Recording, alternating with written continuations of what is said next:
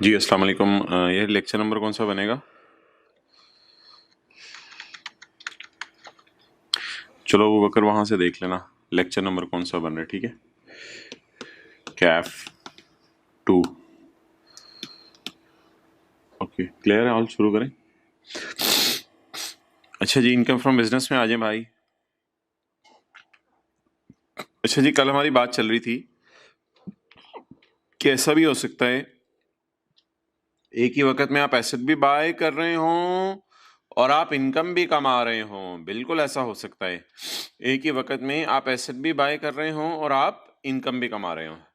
जैसे कि मिसाल के तौर पे आपने एक मोबाइल की मार्केट में जाके कहा था कि मैं चाहता हूँ मोबाइल की मार्केट में जाके मोबाइल बेचूं, सॉरी माजरत, मैं चाहता हूँ रिटर्न बना के दूँ मोबाइल बनाने वो मोबाइल की दुकान वालों को। तो आपने सोचा कि मैं उनको रिटर्न बना के दूं। तो ऐसी सूरत के अंदर मोहतरम आप जो है वो क्या करेंगे, आम तौर पर जो रिटर्न बनाने की एंट्री होती है वो होती है cash debit service income credit. लेकिन आपने दुकान पे लैपटॉप पसंद कर लिया, यही फिगर थी मेरे ख्याल से तीनों क्लासों में। किसी और क्लास में कोई और फिगर हुई तो फिर वो एडजस्ट कर लीजिएगा अकॉर्डिंगली। मेरे ख्याल से तीनों क्लासों में मैंने यही फिगर यूज की थी कल। अच्छा, अब जी कल हमने ये पढ़ा था, ये देखते रहिएगा जरा, where the acquisition of an asset, ये हम पेज 150 पे आपको बनवाया था। Where the acquisition of an asset is the derivation of an amount which is chargeable to tax. इस पे तो आप हुकूमत को टैक्स देंगे क्योंकि आपको पता है इनकम्स होती हैं taxable. Where the acquisition of an asset is the derivation of an amount which is chargeable to tax, the cost of laptop shall be sum of, laptop की कॉस्ट निकलेगी कैसे, सम ऑफ द चार्जेबल या taxable amount plus any cash paid. Okay, अच्छा यार, ये मैंने कल पहली क्लास में ऑनलाइन में जिसमें रिकॉर्डिंग हुई थी उसमें बात कर ली थी, दूसरी दो क्लासों में अगली बात रह गई थी, इसलिए ये ज़रा सुन लें। अच्छा, ये समझ लीजिए ये है मिस्टर FCA, यानी इसको CA किए हुए अरसा हो गया, इसका बड़ा तजर्बा है। हुकूमत ने कहा यार तू बड़ी रिटर्नें बनाता है, चल हमें अपनी इनकम पे टैक्स दे, चल हमें अपनी इनकम पे टैक्स दे। अच्छा यार, फर्ज करो यही काम, ऐसे ही for the sake of discussion, फर्ज करो यही काम नया नया फ्रेश क्वालिफाइड MBA करे। MBA ने क्या किया, MBA ने किसी को अपने टैक्स, MBA ने किसी को रिटर्न बना के दे दी। मिस्टर FCA नहीं, मिस्टर MBA, मिस्टर MBA ने किसी को रिटर्न बना के दे दी। अब ये जो मिस्टर MBA है, इसने जब किसी को रिटर्न बना के दी तो MBA को हुकूमत ने बुला के कहा यार तूने ताज़ा ताज़ा MBA किया है, तो चल यार MBA वाले तू क्या याद करेगा, हम तेरी इनकम को क्या करते हैं, एग्जेम्प्ट करते हैं, हम तेरी इनकम को क्या करते हैं, माफ करते हैं टैक्स से। अब इसने भी वही काम किया, ये जाता था बाजार, बाजार जाके लोगों की रिटर्न कैलकुलेट करता था, इनकम कैलकुलेट करता था और लोगों को कहता था जिसने टैक्स निकलवाना है मेरे से निकलवाओ। तो एंट्री करता था कैश डेबिट इनकम क्रेडिट।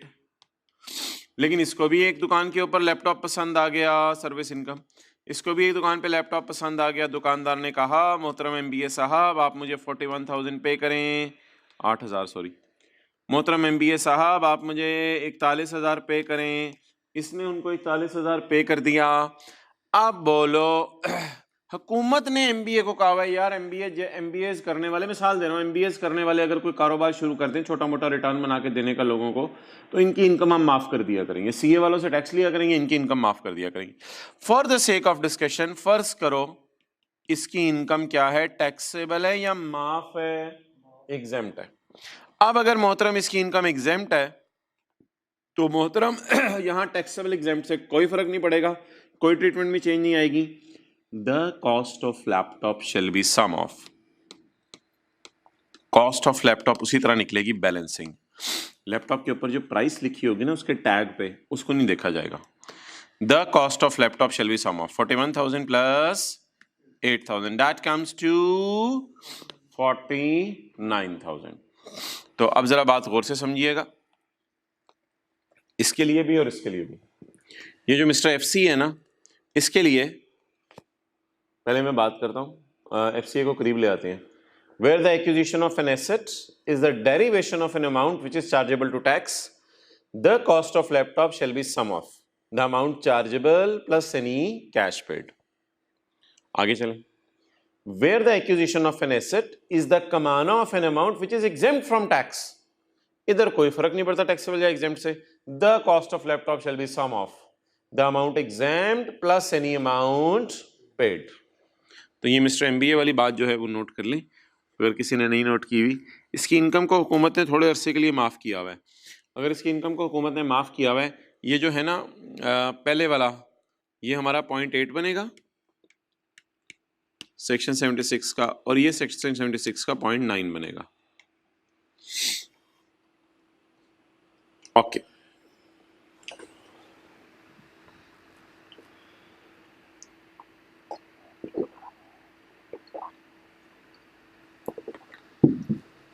अच्छा जी, अब पढ़ लें ये 76 का 9.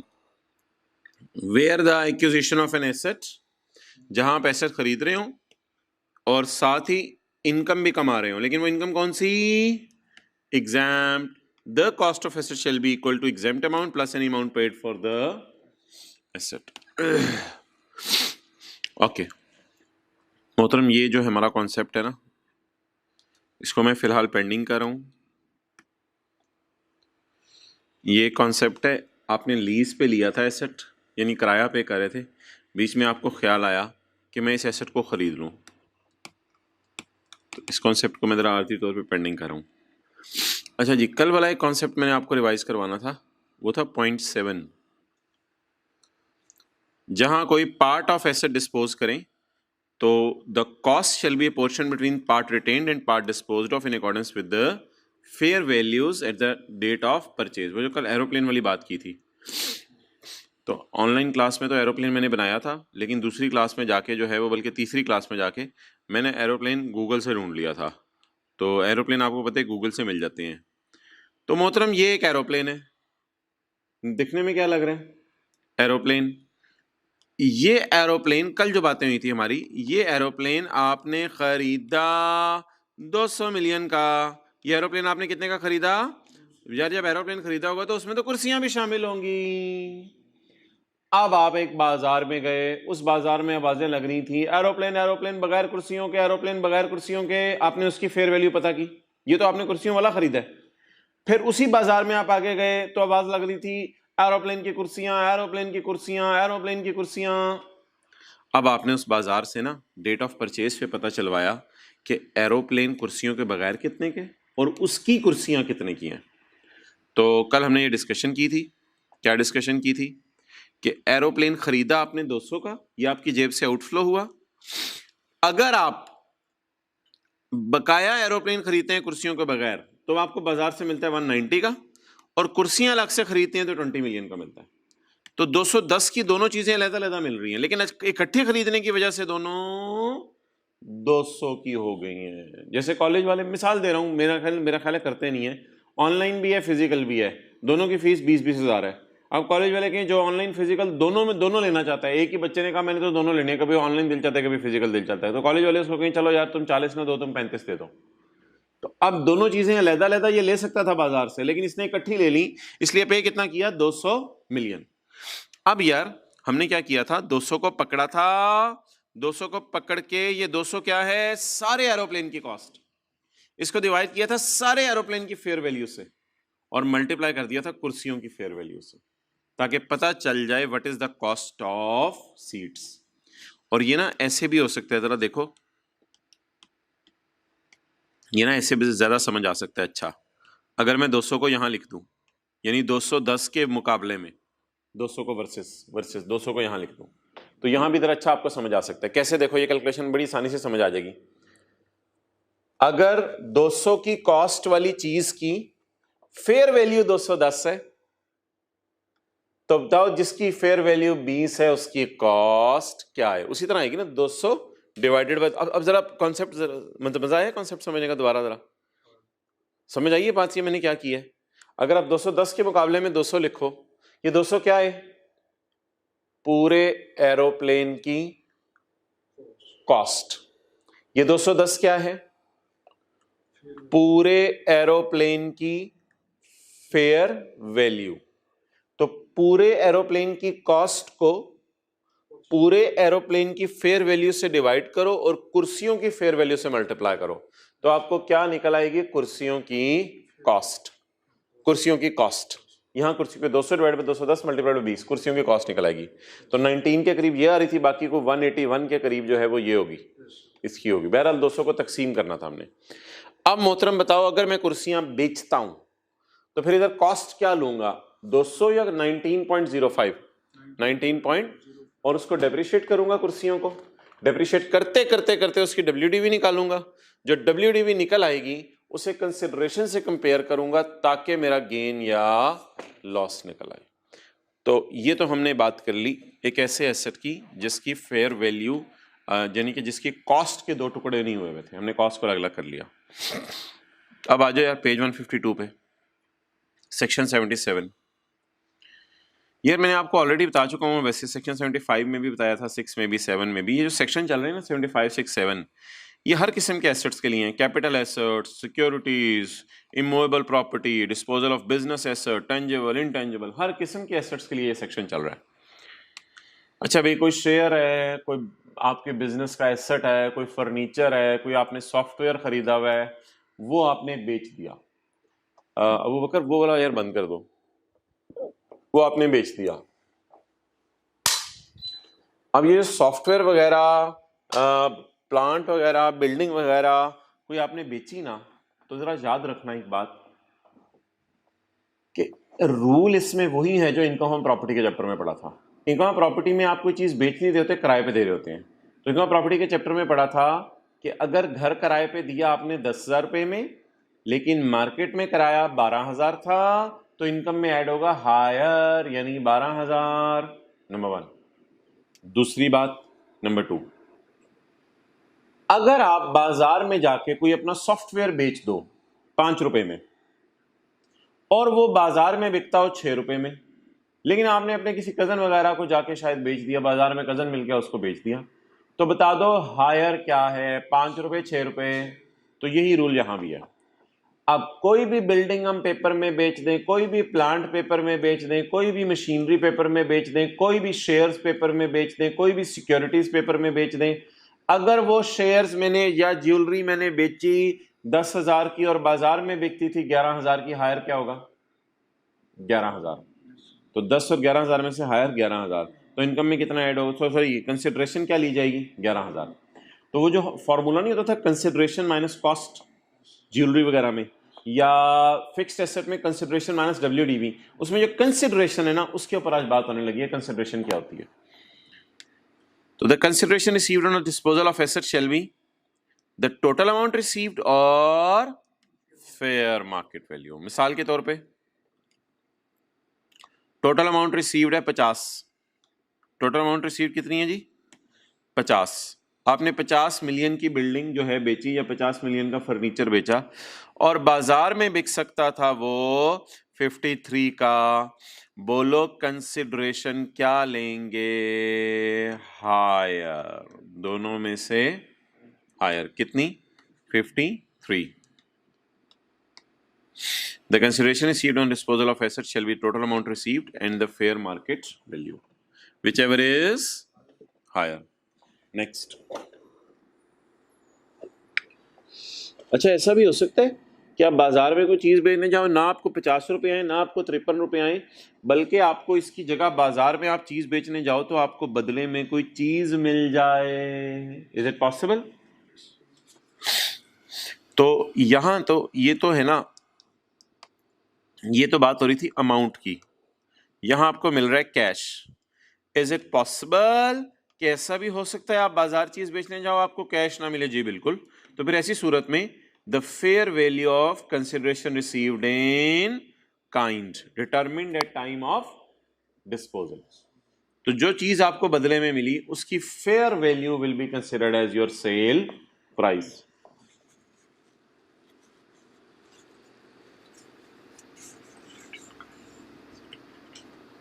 फेयर?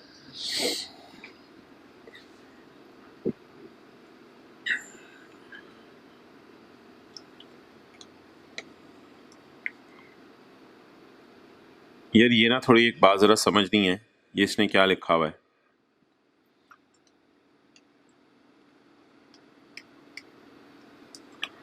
चलिए इसके ऊपर और आगे बात आ जाएगी, छोड़ें। पॉइंट 2 में आए जी।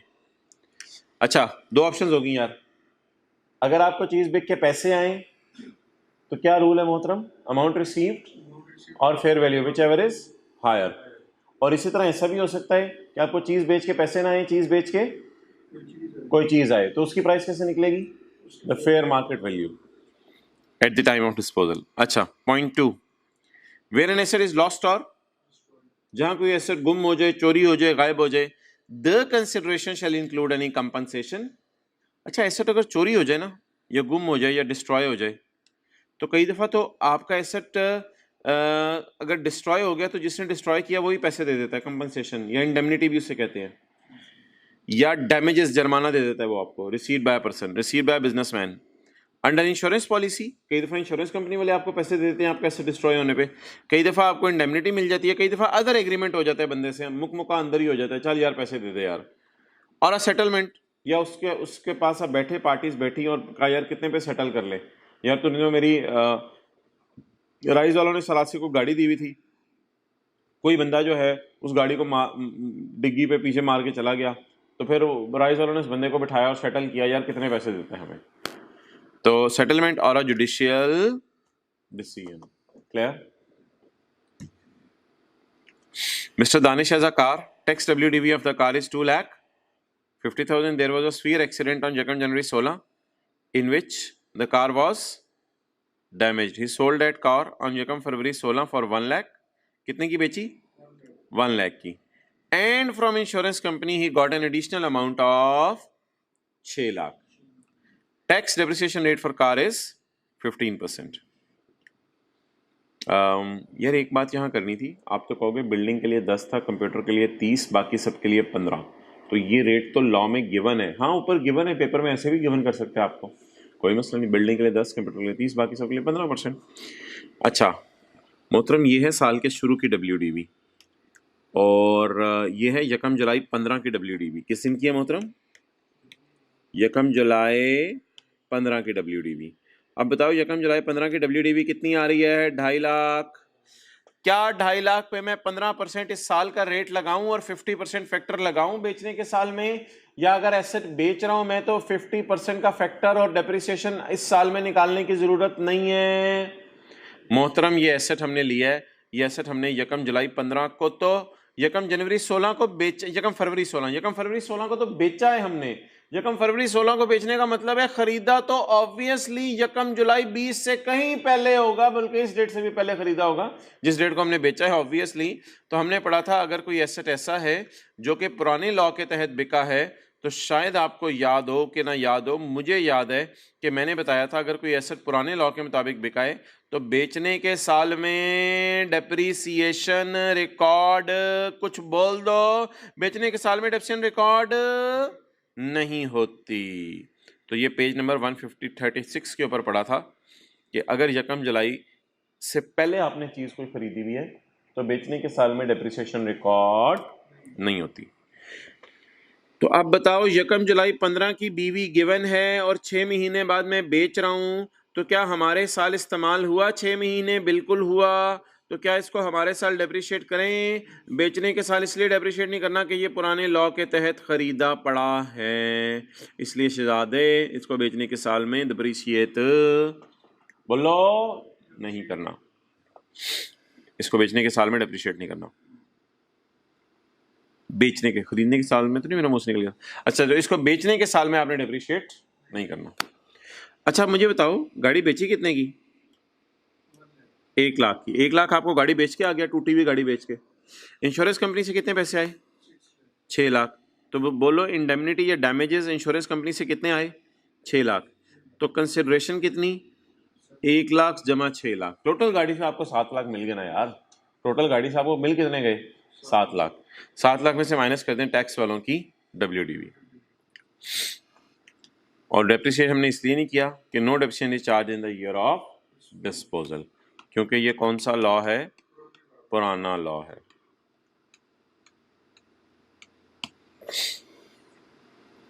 ओके यार, कोई आपके बिजनेस का एसेट है,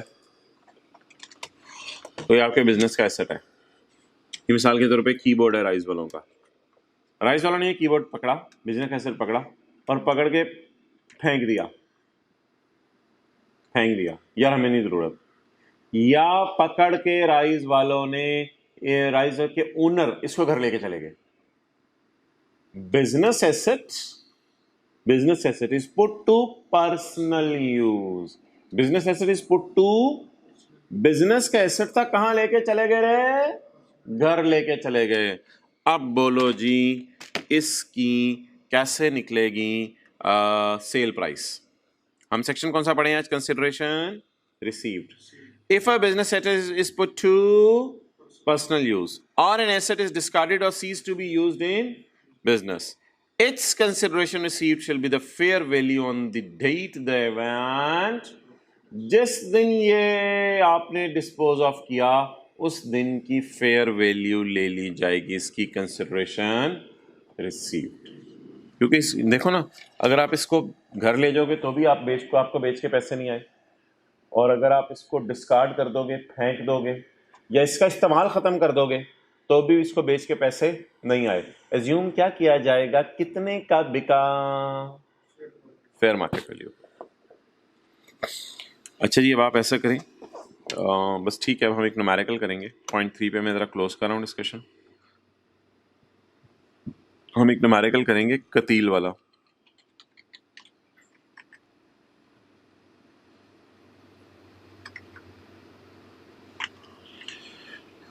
आखिर में आ जाए जहाँ न्यूमेरिकल्स हैं।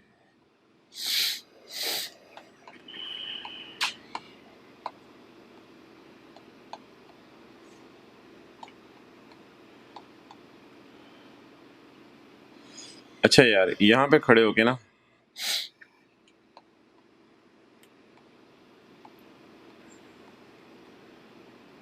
मैं एक बात समझाना चाहूँगा, वो ये कि पेज नंबर ना 199 पे rules for income from business numericals part B, rules for income from business numericals part B. ये देखो, एक मिसाल देता हूं। आपके बिजनेस की सेल है 50 रुपए और खर्चों में आ रहा है सैलरीज और ज़कात और डोनेशन। क्लियर? ये हम एक छोटा सा न्यूमेरिकल कर रहे हैं। सैलरीज आ रही हैं, सैलरीज आ रही हैं 10 रुपए की, ज़कात आ रही है आपकी 5 रुपए की और डोनेशन आ रही है आपकी 3 रुपए की। डोनेशन आपने नॉन प्रॉफिट ऑर्गेनाइजेशन अप्रूव्ड को दी है, सारी शराइत वगैरह पूरी हो रही हैं। तो 50 में से माइनस करो 10, 40 आ गया। 40 में से माइनस करो 5, 35 आ गया। 35 में से 3 माइनस करो, कितना आ गया? 32। भाई मैं ज्यूम कर रहा हूँ कैलकुलेशन सही है यार, अगर ऑनलाइन में गलत चलेगी तो आप खुद सही कर लीजिएगा उसको। अच्छा, अब मोहतरम, ये मेरे बिजनेस का प्रॉफिट एंड लॉस है। मुझे बताओ मेरी इनकम फ्रॉम बिजनेस या अकाउंटिंग प्रॉफिट कितना है एज पर अकाउंटिंग का टीचर। अकाउंटिंग के टीचर के मुताबिक प्रॉफिट कितना है? 32। लेकिन मोहतरम अजीब सी चीजें मैंने नहीं कर ली। हमारा लॉ तो क्या कहता है, हमारा लॉ कहता है खुदा के लिए ज़कात को बिजनेस का खर्चा ना कहो, ज़कात को तो टोटल इनकम में से माइनस करते हैं। हमारा लॉ क्या कहता है, हमारा लॉ क्या कहता है, खुदा के लिए टैक्स क्रेडिट को बिजनेस के खर्चे के तौर पे ना लो, टैक्स क्रेडिट का तो सॉरी डोनेशन को बिजनेस के खर्चे के तौर पे ना लो, इस पे तो हम हमें टैक्स माफ करेंगे। अच्छा, अब अगर मैं ये रखूं क्वेश्चन, क्यू फॉर क्वेश्चन, और ये इसका बनाना शुरू करूं सॉल्यूशन, तो अगर मैं इसका सॉल्यूशन बनाऊं तो मुझे बताओ कि मैं सबसे पहले वर्किंग करके आऊंगा माय इनकम फ्रॉम बिजनेस। मेरी इनकम फ्रॉम बिजनेस कितनी होगी जी? कहां से स्टार्ट करते हैं? प्रॉफिट से। कितना जी? 32। प्रॉफिट तक पहुंचते पहुंचते क्या ज़कात माइनस हो चुकी? क्या ज़कात माइनस होने की ये जगह है या कोई और जगह है? पहली 2-3 क्लासें ली थी आपने सेशन के शुरू में, ज़कात माइनस करने की बिजनेस के खर्चे तो जगह नहीं है। तो ज़कात को क्या कर दूं मैं, ऐड, क्योंकि ज़कात बिजनेस का खर्चा नहीं है। प्रॉफिट तक पहुंचते पहुंचते क्या माइनस हो चुकी हैं, डोनेशंस। क्या डोनेशंस बिजनेस का खर्चा है, नहीं है। डोनेशंस कहां से बिजनेस का खर्चा है। प्रॉफिट तक पहुंचते पहुंचे क्या हो चुका है, माइनस। इसे भी क्या कर दें, ऐड 32 जमा 5 37, 37 जमा 3 40। यार कैलकुलेटर पे भी चेक करते रहो जरा। ओके चलो ठीक है, फिलहाल सही है। ये 40 मेरी क्या आ गई, income from business. Income from business. अब मैं न्यूमेरिकल के फेस पे आता हूँ। न्यूमेरिकल के फेस पे बताओ जी, मेरी इनकम फ्रॉम बिजनेस जो है वो कितनी आ रही है। Income from business 40। मेरी टोटल इनकम 40, और तो कोई है नहीं, सैलरी नहीं है, कैपिटल गेन नहीं है। ये जगह सही है ज़कात माइनस करने की माय डियर, ये जगह सही है ज़कात माइनस करने की। ये 35 क्या आ गई मेरी, टैक्सेबल। अब मैं इस पे जाके टैक्स कैलकुलेट करूंगा, उस बहस में मैं अभी नहीं पढ़ा। अब मैं जाके इस पे टैक्स कैलकुलेट करूंगा। टैक्स कैलकुलेट करने के बाद टैक्स क्रेडिट दूंगा A over B into C, where A is the tax and B is the taxable income, and C आपको पता होगा C is lower of what, actual donation कितने रुपए की, 3 रुपए की, या 20% या 30% है, 30% ऑफ टैक्सेबल इनकम। याद आ रहा है थोड़ा सा, याद आ रहा है थोड़ा सा। अच्छा ये एक छोटी सी चीज थी, छोटी सी हमारी डिस्कशन थी 5 मिनट की। क्या इस डिस्कशन ने आपका दिमाग खोल के नहीं रख दिया, कुछ समझ आई ये बात मैंने क्या की है, क्या इस डिस्कशन ने आपका दिमाग खोल के नहीं रख दिया। नहीं मजा आया, नहीं मजा आया, पहले ये बताओ। छोटी सी समझ भी आ गई, आसान बातें मैंने की, कोई मुश्किल बातें तो नहीं की। मैं नोट करने का टाइम अभी आपको देता हूं, लेकिन मेरे साथ जरा डिस्कशन में इन्वॉल्व होना। ये है क्वेश्चन, ये है वर्किंग जिसमें मैंने इनकम फ्रॉम बिजनेस निकाली है, ये न्यूमेरिकल का फेस है। अच्छा मेरा बिजनेस था, मैंने उसमें सेल की 50 रुपए की, एम्प्लॉयज को तनख्वाहें दी। अपनी ज़कात जो मैं निकालता हूं, मैं बिजनेसमैन हूं, इंडिविजुअल हूं, मैंने को अपनी ज़कात देनी थी, मैंने बिजनेस के खर्चों में डाल दी। मैंने किसी को पैसे डोनेट किए, मैंने बिजनेस के खर्चों में, दुकान पे बैठा हुआ था ना, मेरी दुकान है, मुझे दुकान पे 50 रुपए आए, मैंने छोटे को कहा छोटे तनख्वाह ले ले अपनी 10 रुपए। कोई हकदार आया ज़कात का मांगने वाला ज़कात, मैंने उसे 5 रुपए ज़कात दे दी। कोई आया डोनेशन मांगने, मैंने नॉन प्रॉफिट इदारा, अप्रूव्ड नॉन प्रॉफिट इदारा, मैंने उसे 3 रुपए डोनेशन दे दी। मुझे प्रॉफिट कितना बचा, 32। बाद में मुझे ख्याल आया कि यार इनकम फ्रॉम बिजनेस तो मेरी ये नहीं है, क्योंकि ये जो चीज़ें हैं ये इन पे लॉ मेकर खुश तो होता है, लेकिन बिजनेस के खर्चों में डालूं ये मुनासिब नहीं है। फिर मैंने क्या किया, मैंने अपना इनकम फ्रॉम बिजनेस निकाली। इनकम फ्रॉम बिजनेस मैंने कैसे निकाली, मैंने कहा 32 का प्रॉफिट था, इस तक आते आते ये वाला खर्चा बिजनेस का तो नहीं है कम से कम, और ये भी खर्चा बिजनेस का नहीं है, लेकिन इस पे लॉ मेकर एक और बेनिफिट देता है, वो आपको पता है। अच्छा तो बिजनेस का खर्चा ना होने की वजह से 32 में मैंने 5 और 3 को क्या कर दिया, ये सेक्शन 21 में नहीं आ रहा नॉट अलाउड की लिस्ट में, लेकिन यार इतनी अकल तो मुझे भी है कि ज़कात बिजनेस का खर्चा नहीं है, इतनी अकल तो आपको भी है कि टैक्स क्रेडिट बिजनेस का खर्चा नहीं है।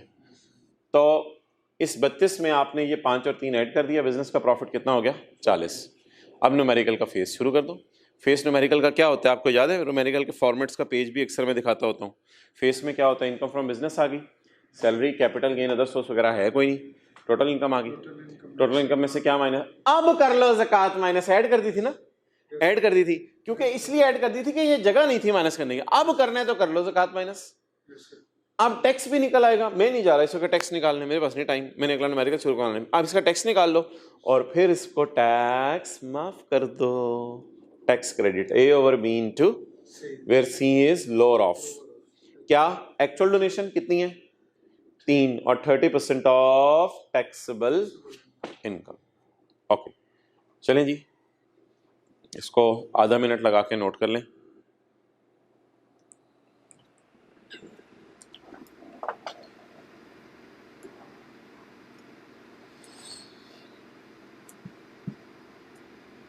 बड़ा आसान सा कॉन्सेप्ट है।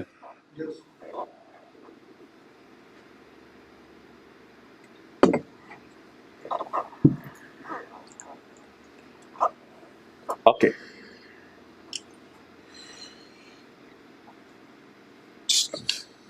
चलो जी, नहीं नोट हो सका तो पॉज करके नोट कर लें। पॉज करें, पॉज करें, पॉज कर दबा दें स्पेस बार अगर लैपटॉप ओवर। चलें आगे जी। अच्छा यार, ये ना मैं पेज नंबर 199 पे हूँ, rules for income from business part B, assets wrongly included in expenses, amounts wrongly included in. ये देखो मैंने आपको बता दिया, कुछ अमाउंट्स होती हैं जो खर्चा नहीं होती लेकिन फिर भी खर्चों में हम डाल देते हैं, खर्चों में डाल देते हैं।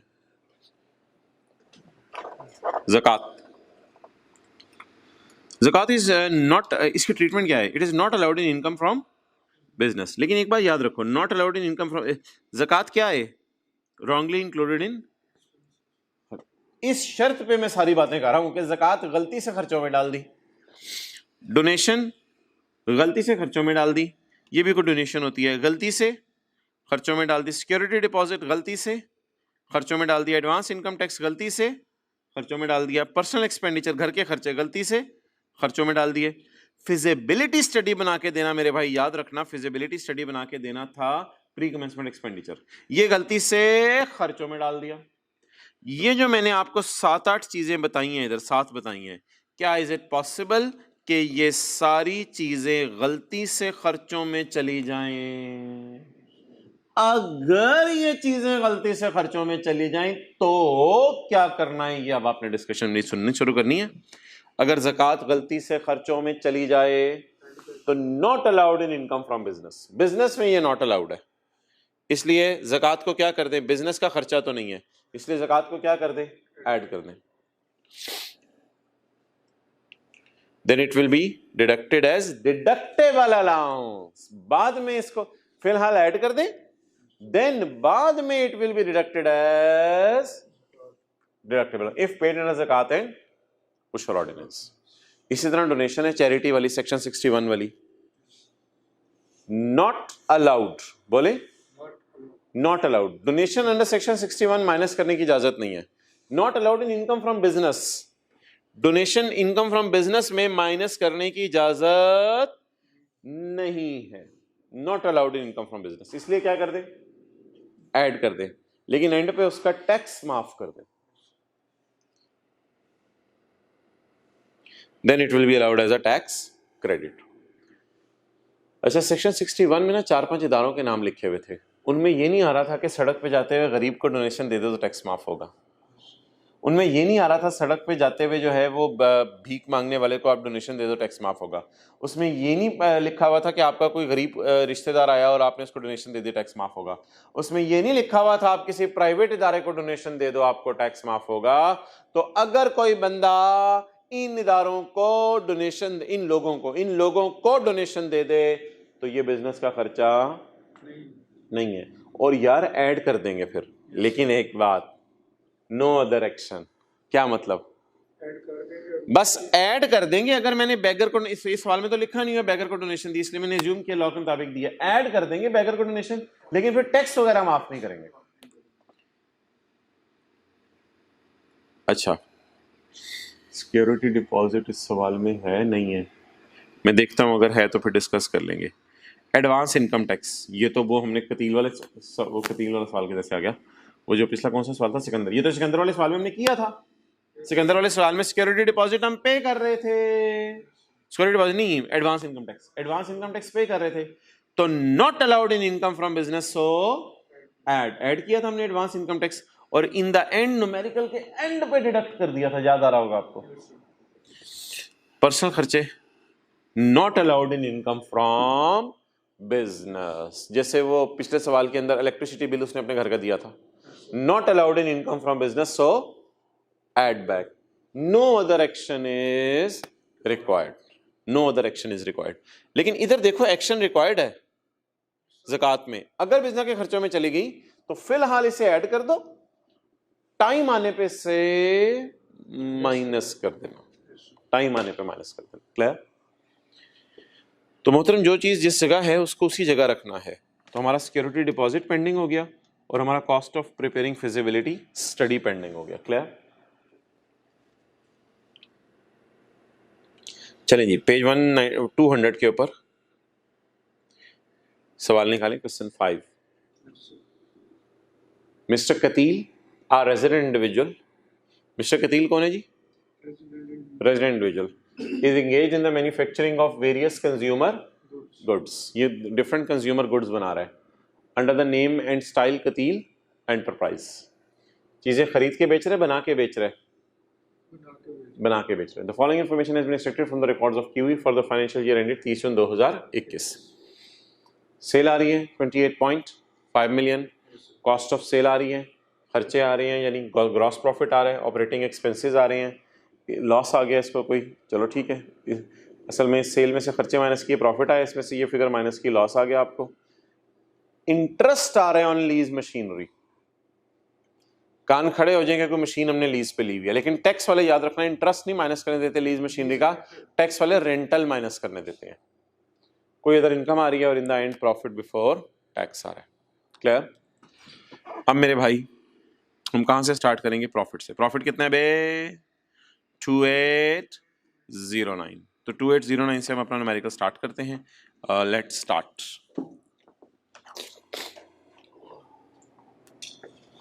वर्किंग वन,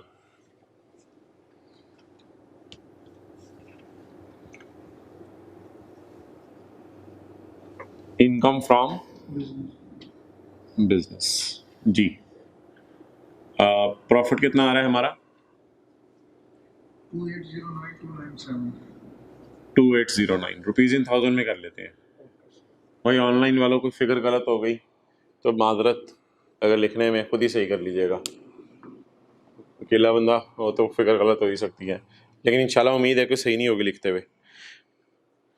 होश में रहना है। अबू बकर ज़रा तू भी नज़र मारता नहीं यार, अबू बकर नज़र मारता नहीं कि इधर 2809 है, इधर भी 2809 जा रहा हो, मारते रहोगे नज़र। अच्छा जी, प्रॉफिट कितना आ गया जी? 2809। चलें जी, अब हम अपनी डिस्कशन शुरू करते हैं कि इसके बिजनेस के कौन कौन से खर्चे हैं। मोहतरम, कॉस्ट ऑफ सेल बिजनेस का खर्चा है। कॉस्ट ऑफ सेल क्या है? बिजनेस का खर्चा है। कॉस्ट ऑफ सेल में 45,000 रुपया पड़ा है fine for violation of a contract with a customer. मुझे बता दो कि ये फाइन हुकूमत के खजाने में गया है या ये फाइन जो है किसी कस्टमर की जेब में गया? तो 21 के जी की रोशनी में ये अलाउड होगा, अगर फाइन टू गवर्नमेंट होता फिर नॉट अलाउड होता। तो कॉस्ट ऑफ सेल का पार्ट बन के ये खर्चा प्रॉफिट तक पहुंचते हुए माइनस हो चुके। हमने लॉ मेकर से पूछा, अबे लॉ मेकर ये खर्चा माइनस करने की इजाजत है? लॉ मेकर ने कहा हाँ हाँ हाँ माइनस करने की इजाजत है। हमने कहा हमने भी खर्चों में डाला हुआ है। कहते चलो फिर कुछ ना करो। आपको याद है एक दिन मैंने बताया था, जो खर्चा अलाउड हो उससे कुछ नहीं करते, जो खर्चा अलाउड हो उसे कुछ नहीं करते। हमने माइनस कर दिया है। सर आपको कैसे पता चला? खर्चे इंक्लूड। टैक्स वाले क्या कह रहे हैं? गवर्नमेंट को तो पे नहीं किया इसलिए माइनस करने की। अब बोलो, खर्चों तक पहुंचते हुए माइनस हो चुके हैं? बिल्कुल सही माइनस हो चुके हैं। ऐड फाइन टू कस्टमर, नहीं कुछ ऐड नहीं करना, यहां डैश लिख दें या जीरो लगा दें। और अगर ये फाइन किसको पे किया होता? गवर्नमेंट को, फिर नॉट अलाउड होता। चलें जी आगे। हाँ यार, एक खर्चा ना, वो माजरत मुझे ऊपर से याद आ गई बात। आपको पता है हम पहले ना न्यूमेरिकल के फेस पे देखते होते हैं, वो मेरी बात याद है? कुछ चीज़ें तो चेहरों से पता चल जाती हैं, तो कुछ चीज़ें चेहरों से पता चल जाती हैं। न्यूमेरिकल के ना चेहरे पे कोई ख़ास चीज़ नहीं पड़ी हुई सिवाय एक चीज़ के, वो पड़ा हुआ है इंटरेस्ट एक्सपेंस। मशीनरी लीज पे लिए हैं, इसका इंटरेस्ट एक्सपेंस पड़ा हुआ है। तो एक बात याद रखना, अकाउंटिंग वाले क्या करते हैं? जब भी कोई एसेट लीज पे ले लो तो याद रखना अकाउंटिंग वाले क्या करते हैं। जब भी कोई एसेट लीज पे ले लें तो अकाउंटिंग वाले उसके ऊपर अकाउंटिंग डेप्रिसिएशन कैलकुलेट करते हैं, और अकाउंटिंग वाले अगर आप कोई एसेट लीज पे ले लें तो उस पर इंटरेस्ट रिकॉर्ड करते हैं। लेकिन टैक्स वाले कहते हैं ये दोनों खर्चे अगर आपने माइनस कर लिए इनको उल्टा दो, हम आपको क्या माइनस करने देंगे? किराया माइनस करने देंगे। याद आ रही है थोड़ी थोड़ी बात? ये बात हमने कहाँ पढ़ी थी कि लीज वाले एसेट पर पेज नंबर 195 पर हमने ये बात पढ़ी थी पॉइंट 3 में कि अगर एसेट लीज पे लिया हुआ है तो उल्टा देंगे अकाउंटिंग डेप्शन और इंटरेस्ट को और डाल देंगे लीज रेंटल को। अब जी बताओ मोहतरम, कितनी आ रही है मेरी अकाउंटिंग वालों की डेप्रिसिएशन? 2948। अच्छा 2498। इधर देखो यार, प्रॉफिट तक पहुंचते हुए क्या अकाउंटिंग वालों ने लीज वाले एसेट का इंटरेस्ट का खर्चा माइनस कर लिया है? जी। प्रॉफिट तक पहुंचते हुए कॉस्ट ऑफ सेल का पार्ट बन के अकाउंटिंग वालों ने अकाउंटिंग डेप्रिसिएशन लीज्ड और ओन्ड दोनों एसेट की माइनस कर ली हुई है। लीज और ओन कौन से होते हैं? लीज होते हैं जो किराए पे ली हुई, ओन्ड वो होते हैं जो हम ओन कर रहे हो, हमारे पास हो। ये डेप्रिसिएशन किस किस की है जरा बताओ? अकाउंटिंग डेप्रिसिएशन इंक्लूडिंग लीज वालों की। तो इसका मतलब है इसमें अकाउंटिंग ओन्ड वालों की भी है और लीज्ड वालों की भी है। क्लियर? तो इसमें दोनों डेप्रिसिएशंस पड़ी हुई हैं। लेकिन जो हमारा पिछला सवाल था ना, पिछला सवाल था हमारा, उसमें शायद आपको याद हो, ये जो सिकंदर खान वाला था, अकाउंटिंग वालों की डेप्रिसिएशन अलग पड़ी हुई थी ओन्ड एसेट की, और अकाउंटिंग वालों के डेप्रिसिएशन लीज्ड एसेट की अलग पड़ी हुई थी। लेकिन ये दोनों को ही उल्टाना होता है। मैंने स्काई ब्लू इसीलिए तो किए थे उस दिन, दोनों को उल्टाना होता है। तो आज अगर सवाल बता रहा है कि इन अकाउंटिंग डेप्रिसिएशन में लीज वालों की डेप्रिसिएशन भी पड़ी है तो बहुत अच्छी बात है, बहुत अच्छी बात है। क्लियर? अब हम क्या करें यार? अब हम ये करेंगे कि इसमें किस किस की डेप्रिसिएशन पड़ी है? Owned and leased. चाहे ओन्ड एसेट की डेप्रिसिएशन हो चाहे लीज एसेट की डेप्रिसिएशन हो, हमने क्या करनी है? इसको उल्टाना है। क्लियर? अब मुझे ये दो चीजें उल्टवा दो, इंटरेस्ट और अकाउंटिंग डेप्रिसिएशन।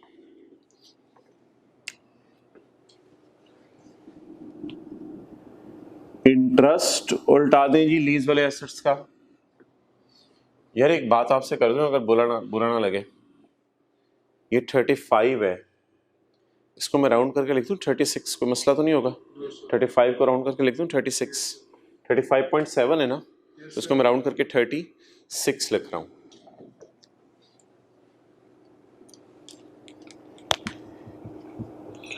अकाउंटिंग वालों की डेप्रिसिएशन मैं अपने समझने के लिए यहां लिख रहा हूं, ओन्ड एसेट्स की भी और लीज्ड एसेट्स की भी। कितनी जी?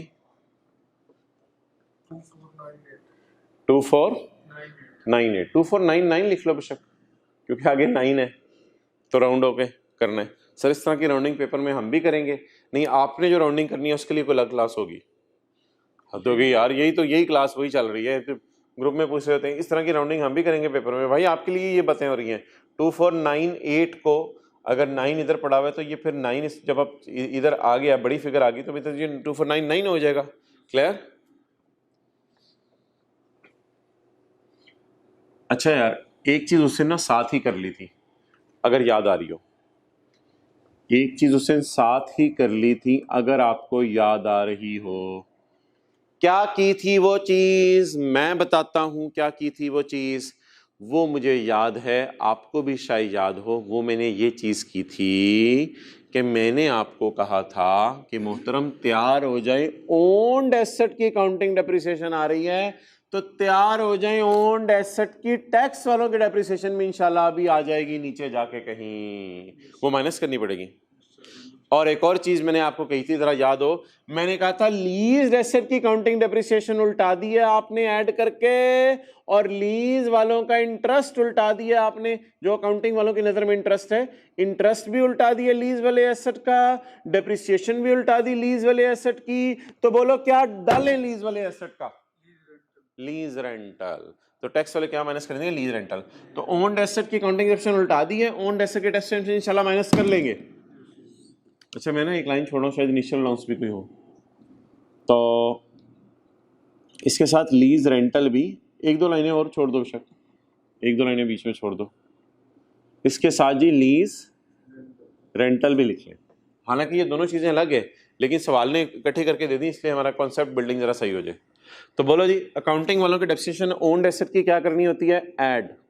इसके बिलमुकाबिल क्या लेस करनी है? Tax depreciation. इंटरेस्ट और अकाउंटिंग डेप्रिसिएशन लीज एसेट की क्या करनी होती है? ऐड। इसकी बजाय लीज रेंटल माइनस।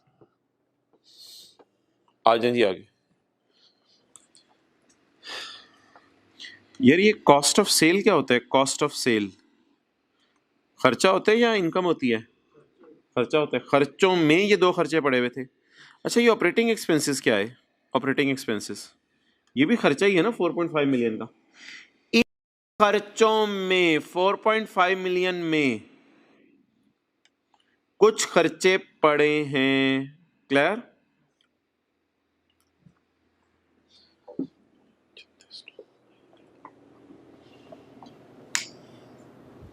ठीक है, जगह ठीक है, काफी है। अच्छा पढ़ो जी, पहली एडजस्टमेंट सोचो। यार ऑनलाइन वाले एक काम करें, और जो फिजिकल वाले भी यूट्यूब पे लेक्चर ले रहे हैं, जरा पॉज करके ना वीडियो, तो वो लोग इस सवाल को पूरा पढ़ लें और पढ़ के सोच लें कि इस एडजस्टमेंट की क्या ट्रीटमेंट करनी है, फिर इंशाल्लाह रिज्यूम करें। चलें जी, आई होप आपने वीडियो पॉज करके था सवाल पढ़ लिया होगा, अपने एंगल से एंड तक चीज़ों को देख लिया होगा। हम पढ़ते हैं। 4.5 लाख आपने फीस पे की है, अमाउंट पे की है for renewal of licence for 15 years. आपने कोई लाइसेंस रिन्यू करवाया है 15 साल के लिए, उसके लिए आपने 4.5 लाख पे किए हैं। मुझे बता दो अगर आप लाइसेंस रिन्यू करवाओ 15 साल के लिए, तो ये जो रिन्यूअल ऑफ लाइसेंस है, लाइसेंस क्या होता है? सॉफ्टवेयर। लाइसेंस क्या होता है? सॉफ्टवेयर। लाइसेंस रिन्यू कराने का खर्चा क्या खर्चों में जाना चाहिए? लाइसेंस रिन्यू कराने का खर्चा क्या खर्चों में जाना चाहिए या एसेट की कॉस्ट में ऐड हो? लाइसेंस रिन्यू कराने का खर्चा खर्चों में जाना चाहिए या एसेट की कॉस्ट में ऐड हो? ओए आजा भाई, वो ना बोलते ही रहने सर ने। लाइसेंस, ये ना मैं पेज नंबर हूँ 141 पे। तो लाइसेंस रिन्यू कराने का खर्चा, कॉस्ट इंटेंजिबल का सेक्शन है। Cost in relation to intangible mean any expenditure in acquiring और creating an intangible and any expenditure incurred in improving और रिन्यूइंग द इंटेंजिबल। बोलो जी, लाइसेंस रिन्यू कराने का खर्चा एसेट की कॉस्ट में जाना चाहिए या फॉरेन खर्चों में जाना चाहिए? खर्चों में जाना चाहिए, बिल्कुल गलत कह रहे हो। कॉस्ट में ऐड होना चाहिए और आहिस्ता आहिस्ता अमोर्टाइजेशन की फॉर्म में खर्चों में जाना चाहिए। क्लियर? तो मोहतरम आप बता दो, ये इंटेंजिबल है या इंटेंजिबल की रिन्यूअल है? ओ भाई, चाहे इंटेंजिबल है चाहे इंटेंजिबल की रिन्यूअल है, ये है आपका एसेट। और 4.5 लाख आपको 1 साल फायदा देगा, 15 साल फायदा देगा। वो 15 साल फायदा देगा आपको। अच्छा, अब ये एडजस्टमेंट पता है किस जैसी है? शहजादे ने ना गलती कर दी है बेचारे ने, खर्चों में पेमेंट डाल दी है लाइसेंस की। चाचू, खर्चों में पेमेंट नहीं जाती, खर्चों में तो अमोर्टाइजेशन जाती है। ये वही गलती इसने की है जो पिछले सवाल के अंदर वो कर बैठा था। क्या गलती थी? जरा देखिएगा, डंके की चोट पे देखिएगा, घर बैठ के देखिएगा, जम के देखिएगा, देखते रहिएगा।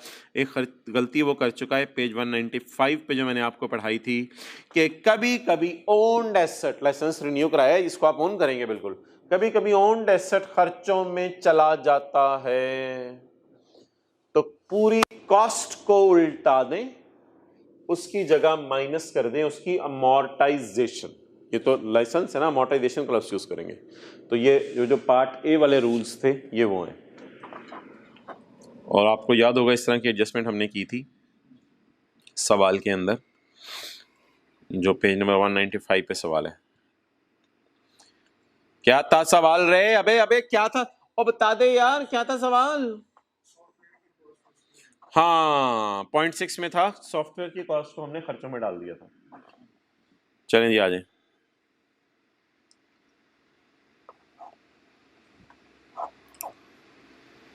किधर चला गया?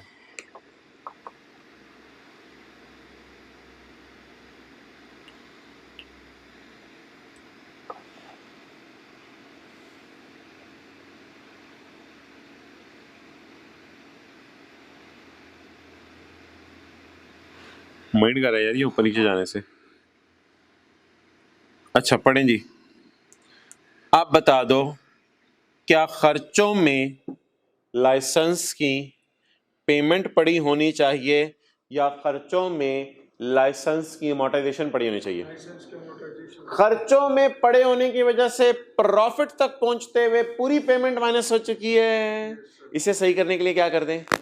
ऐड कर दें और इसकी जगह साथ ही अमोर्टाइजेशन में निकाल जाऊंगा 15 साल। अब मुझे नहीं पता कब इसने लाइसेंस रिन्यू कराया, पूरे साल की अमोर्टाइजेशन निकालूंगा। तो cost of licence renewal, profit तक आते आते पूरी कॉस्ट माइनस होनी चाहिए या अमोर्टाइजेशन माइनस होनी चाहिए? क्या माइनस होगी गलती से? मुझे कैसे पता चला सर? आपको कैसे पता चला कॉस्ट माइनस होगी? खर्चों में पेमेंट पड़ी और पे कॉस्ट होती है, पूरी कॉस्ट माइनस हो गई है। इसे क्या कर दें? ऐड। इसकी जगह टैक्स वालों की ये साथ ही निकालते जाए जी। कितनी? क्योंकि डाटा अवेलेबल है ना जी। कॉस्ट बोले कितनी है? 4,50,000। इसको डिवाइड करो 15 से और नंबर ऑफ डेज से मल्टीप्लाई करने की कोई जरूरत नहीं है। कितना आ गया?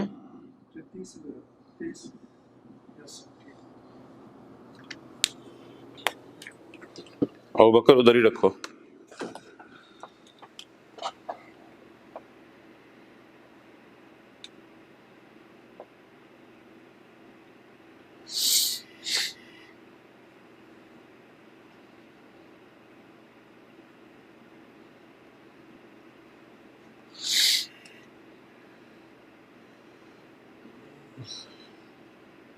चलो भाई ले आओ। चलो जी अगली एडजस्टमेंट पढ़ो। यार मैं ये चेक करना चाह रहा था कैलकुलेशन तो सही करवा रहे हैं ना। 450 डिवाइडेड बाय 15 30। अच्छा जी यार व्हीकल का टैक्स पे किया आपने कैश में amounting to 2,55,000 for 8 office cars. आपने व्हीकल टैक्स पे किया है कैश में 2,55,000 8 दफ्तर की गाड़ियों के लिए। तो दफ्तर की गाड़ियों के लिए आपने व्हीकल टैक्स पे किया है। मुझे बताओ आपने ये कैश में पे किया है व्हीकल टैक्स, ये 8 गाड़ियों के लिए पर कार है या ये टोटल टैक्स है? 2,55,000 टोटल टैक्स है क्योंकि ईच कलर्स ने लिखा हुआ। ठीक है तो फॉर 8 ऑफिस कार्स का तो कोई इतना मतलब नहीं, इसको छोड़े। व्हीकल टैक्स आपने किस में पे कर दिया? कैश में। कितने में? 2,55,000। अब थोड़ी सी मुझे आपको टेंशन मुझे आपकी टेंशन चाहिए यार। ये व्हीकल टैक्स है ना, ये व्हीकल टैक्स ना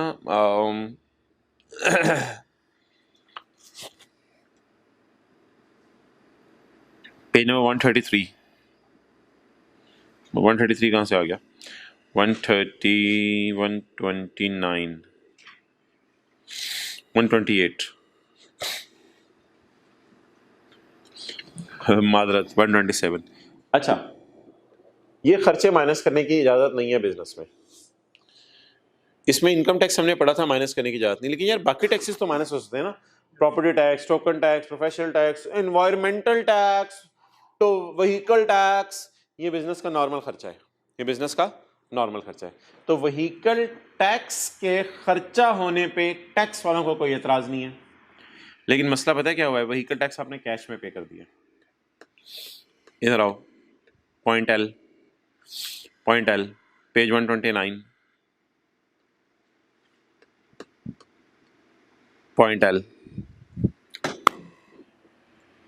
पेज 130। पॉइंट एल में लिखा हुआ है कि बिजली के bill, freight, travel, postage, payment of taxes paid to government, मैंने अपनी तरफ से लिखवाया था क्योंकि लॉ का कॉन्टेक्स्ट यहां ये है। Taxes paid to government can be paid in cash. तो बोलो जी, दो मैंने लॉ की प्रोविजंस आपके सामने रखी, इन दोनों के को सामने रखते हुए मुझे बताएं क्या लॉ मेकर के नजर में ये खर्चा जेन्युइन खर्चा है या जाली खर्चा है? 2 नंबर खर्चा है। अलाउड होना चाहिए, नॉट अलाउड होना चाहिए। टैक्स का नाम क्या है? व्हीकल टैक्स, इसलिए इनकम टैक्स नहीं है। तो ये खर्चा आपका जेन्युइन खर्चा है, नंबर 1। नंबर 2, क्या व्हीकल टैक्स कैश में पे हो सकता है?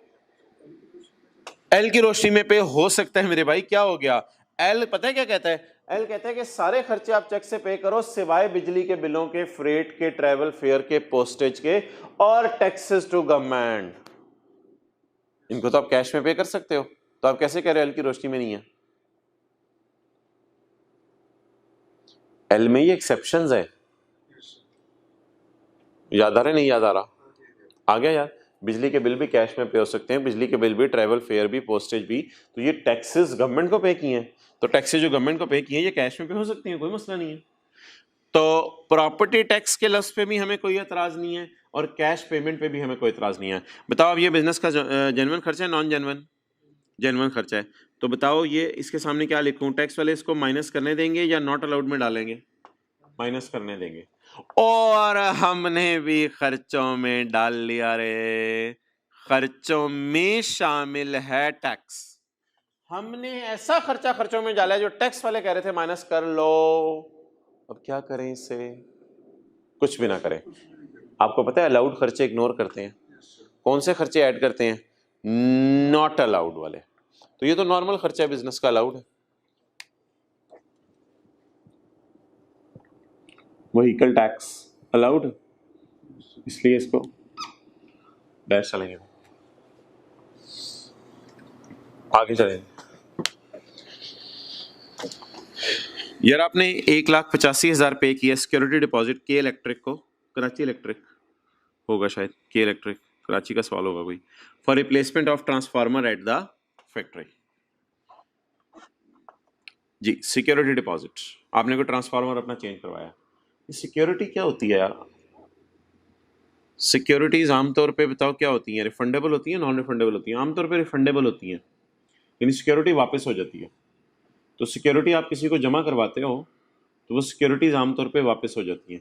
जैसे वापडा को मैंने सिक्योरिटी जमा करवाई, तो अगर मैं मीटर कैंसिल करवाऊंगा तो वापडा मुझे वो सिक्योरिटी वापस कर देगा। सिक्योरिटीज आमतौर पे रिफंडेबल होती हैं। तो इसको किसी और कॉन्टेक्स्ट में किसी और तरह नहीं सोचने आपने बैठ जाना। सिक्योरिटीज याद रखना अकाउंटिंग के टीचर्स आपको बताएंगे। मेरा नहीं ख्याल वैसे अकाउंटिंग में भी टीचर्स बताते हैं, क्योंकि अकाउंटिंग के सवालों में ये लफ्ज आता ही नहीं। सिक्योरिटीज अकाउंटिंग के टीचर कहते हैं एसेट है, एसेट को खर्चों में नहीं डाला जा सकता, एसेट को खर्चों में नहीं डाला जा सकता। ये मैं आपको पिछले पेज पे बता रहा था 199 पे, security deposit it is not allowed in income from business. ये बिजनेस का खर्चा नहीं है, पेज 199। सो अगर माइनस हो गया हुआ है प्रॉफिट तक पहुंचते पहुंचते पहुंचते पहुंचते, ये बात याद रखना, ये मेन लाइन सफे पे लिखी हुई है, अगर ये लाइन पढ़ोगे तो ये बातें समझ आएंगी। अगर खुदा ना खासा सिक्योरिटी डिपॉजिट बिजनेस के खर्चों में चला गया, इसे क्या कर देना चाहिए? ऐड बैक कर देना चाहिए। सिक्योरिटी डिपॉजिट ना, note security deposit may be for lease, may be for electricity connection. Security deposit कभी भी आप जमा करा दो ना, ये आपको वापस मिल जाना होता है। सवाल में लिखा हो या ना लिखा हो, आप ये एज्यूम करेंगे ये आपको वापस मिल जाना होता है। तो सिक्योरिटी डिपॉजिट अगर कोई खर्चा वापस मिल जाने तो वो खर्चा है या वो एसेट है? एसेट है। तो मोहतरम सिक्योरिटी डिपॉजिट बिजनेस का खर्चा नहीं है, क्योंकि रीजन लिख रहे हैं यहाँ, ये वापस मिल जाना होता है। तो बिजनेस के खर्चों में डाल दिया अकाउंटेंट ने। जी सर ये लाइन तो हमने पहले ही पढ़ ली है, ये सारे खर्चे इंक्लूड हैं, ये सारे खर्चे खर्चों में पड़े हुए हैं। तो खर्चे खर्चों में पड़े हुए हैं, लेकिन ये खर्चा लॉ मेकर की नजर में खर्चा नहीं है। टैक्स लगेंगे ये तो एसेट है आपके, ये तो आपको वापस मिल जाते हैं पैसे। तो सिक्योरिटी डिपॉजिट को भी किस में डाल दें? नॉट अलाउड में। कितना जी? 185 उधर रखो।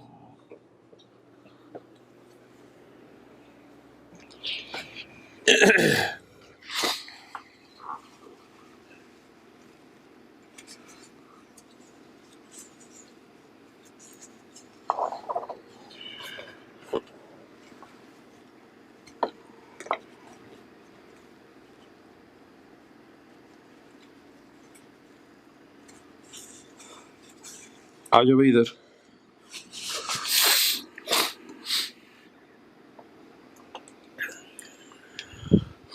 ₹3 लाख कलेक्ट हुआ है, by KE as advance tax through normal electricity bills. यार ये ना, ये एडवांस टैक्स ना एडवांस इनकम टैक्स होता है, लिख लो advance income tax. 3 lakh collect हुआ एडवांस इनकम टैक्स बिजली के बिलों के साथ। इसका जरा आप अपने कॉन्सेप्ट समझने के, बिजली के बिलों के साथ एडवांस इनकम टैक्स जमा हुआ है, व्हाट डज इट मीन? दुकानदार ना टैक्स जमा नहीं करवाते थे, दुकानदार टैक्स जमा नहीं करवाते थे, तो हुकूमत ने ना एक काम पकड़ा हुआ है। हुकूमत ने काम क्या पकड़ा हुआ है? हुकूमत ने ये काम पकड़ा हुआ है कि हुकूमत उनको कहती है बिजली के बिलों में डाल के टैक्स हुकूमत पकड़ लेती है। कैसे? जब दुकानदार जाता है ना मीटर लगवाने, तो हुकूमत उससे पूछती है कौन सा मीटर लगवाना है, तो वो ज़ाहिर बात है बाजार में उसकी दुकान होती है, वो कहते हैं कमर्शियल मीटर लगवाना है, यानी रेजिडेंशियल तो नहीं, कमर्शियल मीटर लगवाना है। अब जब हुकूमत कहती है यार तूने टैक्स टुक्स कोई नहीं देना, थोड़ा बहुत टैक्स ना बिजली के बिलों में डाल के वापडा को आंख मार के हुकूमत कहती है इससे ले लिया करो, और वो बिल के ऊपर नजर आ रहा होता है। तो अब फर्ज करो इसका बिजली का बिल इसने पे किया 2000, बिजली का बिल इसने पे किया 2000। इसमें ना असल में जो मीटर रीडिंग के मुताबिक बिल बनना था वो था इलेक्ट्रिसिटी एक्सपेंस, वो था 1800, और बाकी जो था ना वो टैक्स था। बाकी क्या था? टैक्स था। बाकी था टैक्स एक्सपेंस, यानी आपसे हुकूमत टैक्स ले रही है, एडवांस में टैक्स ले रही है। टैक्स एक्सपेंस फर्ज करो 200 रुपये है, तो 2000 की पेमेंट की आपने, उसमें से 1800 क्या है? खर्चा, और 200 रुपया क्या है? टैक्स। इसको कहते हैं बिजली के बिल में टैक्स डाल के भेजना। अब आपको बिजली का बिल आया, आपने कहा मैंने तो मीटर रीडिंग के मुताबिक 1800 का बिजली इस्तेमाल किया है, लेकिन बिल में लिखा हुआ है 2000, तो 200 का खर्चा आपको क्यों देना पड़ा है? हुकूमत को टैक्स देना पड़ा है। अच्छा, इस 200 को छोड़ो, मैं इस सवाल में ना ये 300 लेता हूँ, 3 लाख लिखा है ना, 3 लाख, तो मैं फिगर चेंज कर देता हूँ, मैं ऐसा कर देता हूँ, इसको 200 की जगह 300 कर देता हूँ ताकि ज़रा दिखने में भी अच्छा लगे। इसको फिर मैं 1700 कर देता हूँ। क्लियर? लेकिन मोहतरम याद रखना, खुदा के लिए मेरे से ये ना पूछना ये फिगर्स कहाँ से आई हैं। ये वाली फिगर मैंने एज्यूम की है, और ये वाली फिगर भी मैंने एज्यूम की है। हाँ, ये फिगर जो 300 की है मैंने कहाँ से उठाई है मेरे चीते? क्वेश्चन से उठाई है। ये एंट्री ज़रा समझने के लिए लिख लो, ये एंट्री ज़रा समझने के लिए लिख लो। पॉइंट नंबर 1 2 3 4 4, चौथे बुलेट के साथ।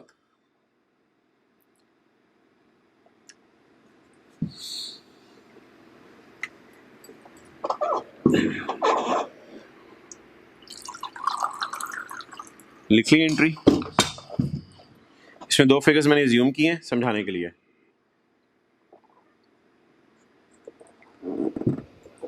कॉन्सेप्ट बता दो क्या है? लोग टैक्स नहीं देते, तो हुकूमत ने काम पकड़ा हुआ है कि बिजली बिल में डाल के टैक्स भेज देती है। अब टैक्स की एंट्री क्या होनी चाहिए? मिसाल के तौर पे इलेक्ट्रिसिटी एक्सपेंस डेबिट, जितना मीटर इस्तेमाल हुआ 1700 का, बाकी वो जो बिल में डल के 300 रुपये आया, या हमारे सवाल में 3 लाख है, तो 3 लाख रुपये बिल में डल के आया, बाकी हमने जो 2000 टोटल हमें पे करना पड़ गया। टोटल किस वजह से पे करना पड़ा? क्योंकि इसमें थोड़ा सा क्या शामिल है? टैक्स भी शामिल है। इधर आ जाओ। अब मोहतरम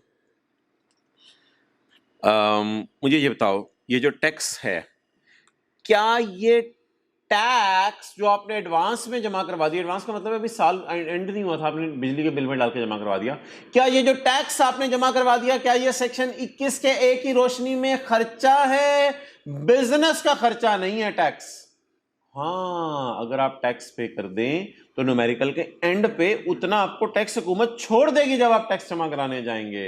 ये बिजनेस का खर्चा नहीं है। लेकिन अनलकीली देखो इसने कहां डाल दिया है? तो ऑपरेटिंग एक्सपेंसेस में, बिजनेस के खर्चों में डाल दिया इसने। देखो मिसाल के तौर पे, इधर देखो, ये वाली मिसाल याद है अभी सुबह सुबह की है। फर्ज करो डोनेशन की जगह यहां मैं लिख दूं बोलो बोलो बोलो बोलो बोलो बोलो इनकम टैक्स, कि बिजली के बिल में टैक्स डाल के आ गया, इनकम टैक्स। अब बोलो क्या ये इनकम टैक्स बिजनेस का खर्चा है या बिजनेस का खर्चा नहीं है? 21 की रोशनी में बिजनेस का खर्चा नहीं है, इसलिए इसको क्या कर दूं मैं? ऐड कर दूं। इसकी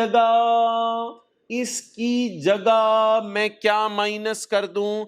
इसकी जगह मैं न्यूमेरिकल जब एंड हो रहा होगा तो मैं न्यूमेरिकल के एंड होने पे कहूंगा मेरे चीते, मेरे शहजादे, आपको हम इतना टैक्स छोड़ देते हैं क्योंकि आपने इतना टैक्स ऑलरेडी जमा करवा दिया है। क्लियर? तो ये उसी तरह है जिस तरह उस सिकंदर के सवाल में एडवांस इनकम टैक्स आ रहा था, बिल्कुल उसी तरह है। अच्छा जी, अब आप 3 लाख इधर इनकम का लफ्ज लिख लेना, टैक्स के साथ अगर नहीं लिखा होगा तो इनकम टैक्स होगा। अच्छा, 3 लाख पे उंगली रख के कहो ये बिजनेस का खर्चा है 21A की रोशनी में या खर्चा नहीं है? खर्चा नहीं है तो इसे क्या कर दें? नॉट अलाउड कर दें। खर्चा नहीं है तो इसे क्या कर दें? नॉट अलाउड कर दें। लेकिन मोहतरम न्यूमेरिकल के एंड पे मुझे याद करा देना इसे, इसलिए मैं इस बुलेट को जो है स्काई ब्लू करके जा रहा हूं, बुलेट को, क्योंकि इस बुलेट का एक और इम्पैक्ट है, कहीं पेपर में मुझे वो भूल ना जाए, वो न्यूमेरिकल के फेस पे मुझे याद कराना आप। इसको ना मैं रिक्लासिफिकेशन की एडजस्टमेंट कहता हूँ। रिक्लासीफाई यानी एक जगह से एडजस्ट करके दूसरी जगह डाल दिया, इसे ना हम रिक्लासिफिकेशन कहेंगे। जैसे मिसाल के तौर पे ये तो जो थी ज़कात, इसको रिक्लासीफाई कर दिया था ना आपने। रिक्लासीफाई क्या मतलब? पहले आपने इधर डाला 5 को क्योंकि बिजनेस का खर्चा नहीं था, फिर इधर आपने ऐड करके यहां लेस इसलिए कर दिया कि टोटल इनकम में से तो माइनस करने की इजाजत है ना ज़कात, क्योंकि डिडक्टेबल अलाउंस है, तो टोटल इनकम के तौर में से माइनस करने की इजाजत है, बिजनेस का खर्चा नहीं है। इसे रिक्लासीफाई करूंगा यानी एक जगह भी और फिर दूसरी जगह भी लेके जाने। चलो जी, आप बताओ ये 3 लाख खर्चों में पड़ा है? बोलो, खर्चों में पड़ा है? क्या ये 3 लाख जो खर्चों में पड़ा है, क्या ये 3 लाख मेरा 21K का अलाउड खर्चा है, नॉट अलाउड खर्चा है? नॉट अलाउड खर्चा है, तो इसे फिलहाल क्या कर दें? ऐड कर दें। क्या? इनकम टैक्स कितना? 300, इसे ऐड कर दें।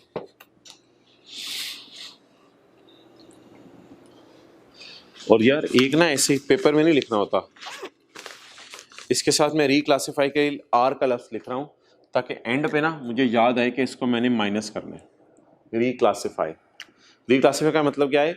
इसको यहां पे लिख दो किसी और, जैसे ज़कात को मैंने किया था वो जो छोटे से सवाल में कराया था अभी सुबह। यार डोनेशन पकड़ो,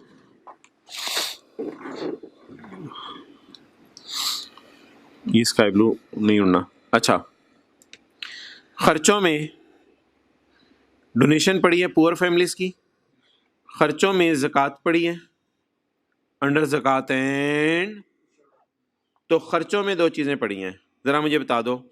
पुअर फैमिलीज को मैंने डोनेशन दे दी है और मैंने ज़कात दे दी है अंडर ज़कात एंड उशर ऑडिट। कोई रोशनी डालें मोहतरम, आप अपने हुनर की रोशनी डालें और मुझे बताएं, आपने अगर गरीब ख़ानदान को डोनेशन दे दी है तो सेक्शन 61 खोल के देख लो, अगर टाइम है टैक्स क्रेडिट्स के चैप्टर का, पुअर फैमिलीज को डोनेशन देने पर टैक्स माफ़ नहीं होता। ये खर्चा क्या है? Not allowed. यार ये बिजनेस के खर्चों में डाल दिए बेचारे ने ये, और एक और चीज बिजनेस के खर्चों में डाली है माय डियर, ज़कात अपनी जो पे कर रहे हो शरोडनेस वाली, वो बिजनेस के खर्चों में डाल दी है। तो ये यहां बिजनेस का खर्चा नहीं है ये, तो इसके साथ ना दोनों के साथ मैं लिख रहा हूं not allowed, not allowed. Sir ज़कात भी नॉट अलाउड है, और ठहर जा यार, ज़कात नॉट अलाउड, बिजनेस का खर्चा तो नॉट अलाउड ही है ना। ये देखो ना, जैसे ज़कात के साथ तो वही सलूक करेंगे जो मैंने रिवीजन करा दी थी सुबह सुबह आते। तो ज़कात बोलो तो बिजनेस का खर्चा है नहीं, donation to poor families business का खर्चा है नहीं।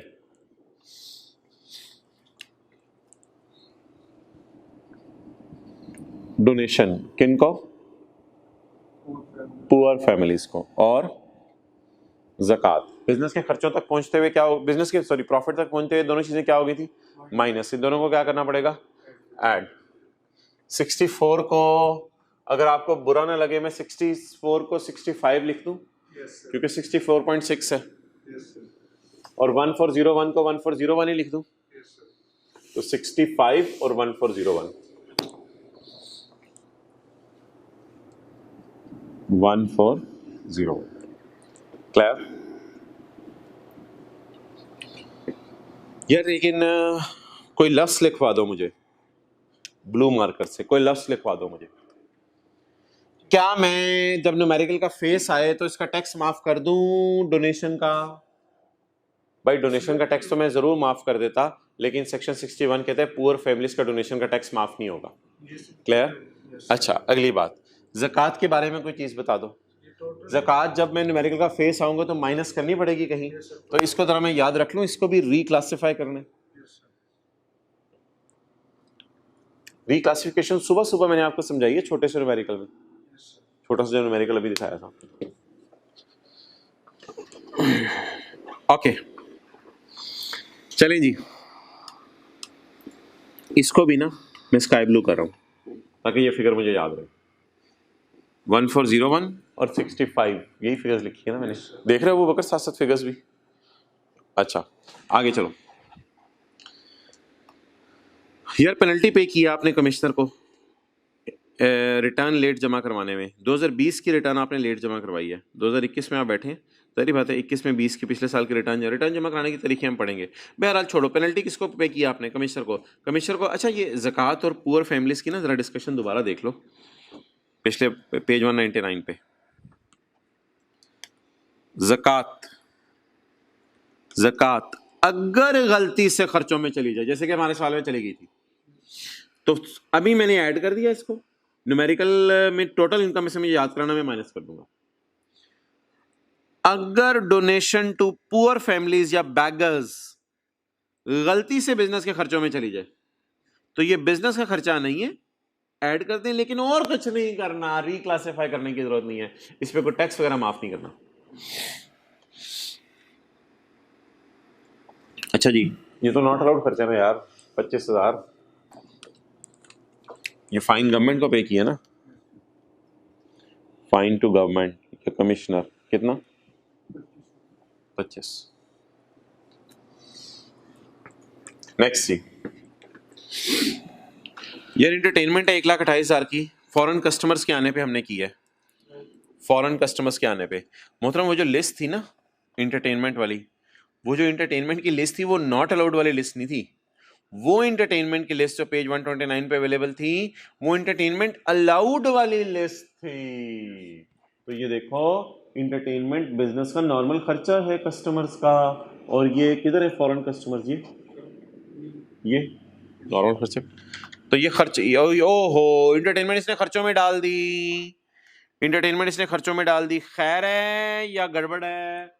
खैर है, जेन्युइन खर्चा है, जाली खर्चा है? जेन्युइन खर्चा है। तो खर्चों में अगर एंटरटेनमेंट पड़ी हुई है तो बहुत अच्छी बात है, प्रॉफिट तक पहुंचते माइनस हो गई है तो टैक्स वाले कहेंगे अच्छी बात है आपने माइनस कर ली है, कोई मसला नहीं। तो इसलिए ये क्या चीज है जी, क्या नाम है इसका? एंटरटेनमेंट। तो ये बिजनेस का एक नॉर्मल सा अलाउड खर्चा है सिग्मा।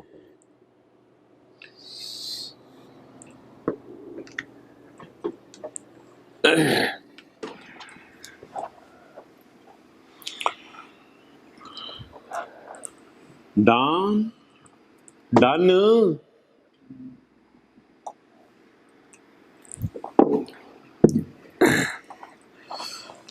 आगे चलें, एक छोटी सी मैं आपको एग्जांपल कराता हूं। आज तो मजे मजे से पढ़ सकते हैं ना, तो टाइम की कैद भी नहीं है।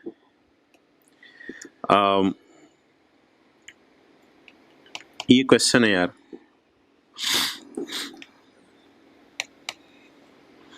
बिजनेस की सेल आ रही है 10 रुपए, बिजनेस के खर्चे कोई आ रहे हैं, बिजनेस के खर्चे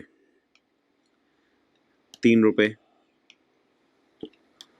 और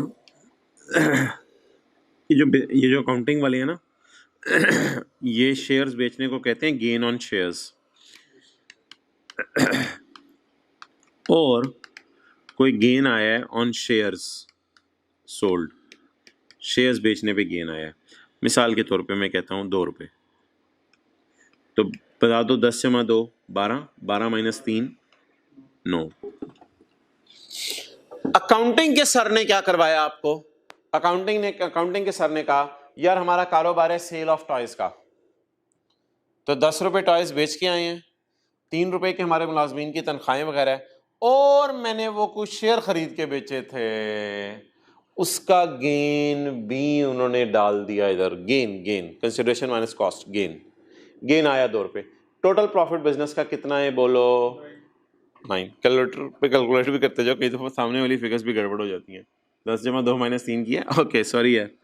चलो अब यार ये मुझे बताओ, ये जो 2 रुपए का इनकम है, क्या ये बिजनेस इनकम है? क्या मैं न्यूमेरिकल में कह दूं मेरी बिजनेस इनकम 9 है? नहीं नहीं नहीं नहीं नहीं नहीं। न्यूमेरिकल में पहले मैं क्या करूंगा? वर्किंग करूंगा। वर्किंग क्या करूंगा? वर्किंग करूंगा, मैं हेडिंग दूंगा my income from business. Income from business में मैं क्या लिखूंगा? मेरा नेट प्रॉफिट कितना है? 9।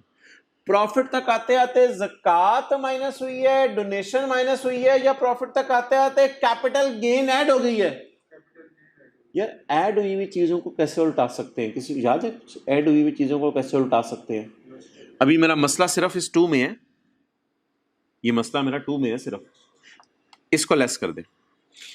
इस 9 को जब मैंने यहां से लेस कर दिया, क्योंकि ये मेरी इनकम बिजनेस के चैप्टर की नहीं है और मैंने हेडिंग दे दी है बिजनेस इनकम, तो कैपिटल गेन इनकम को निकालना पड़ेगा बाहर। बोलो जी 9 माइनस 2 क्या जवाब आ गया? This 7 is my income from business. Clear? अब मैं न्यूमेरिकल के फेस पे आ जाऊं। न्यूमेरिकल के फेस पे मैं क्या लिखूंगा? बताओ ना यार। इनकम फ्रॉम बिजनेस वर्किंग से कितनी आ गई? 7। Income from capital gain 2। Total income या टैक्सेबल इनकम 9। ज़कात वगैरह है नहीं, ये मेरी टैक्सेबल इनकम आ गई। सर आपने इतना औखा काम क्यों किया है? सर ये वाले 9 रुपए उधर से उठा के इधर लिख देते। और भाई ऐसे नहीं होता ना। आपने देखा कैसे? ये देख कैसे अकाउंटिंग वालों के P&L को हमने बदला है टैक्स कैलकुलेशन के अंदर। बताया इस सवाल कभी?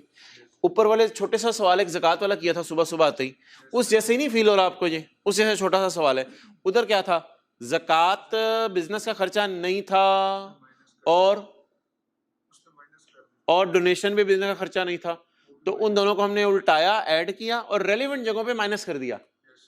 ये भी मुझे रिक्लासिफिकेशन लग रही है। क्या?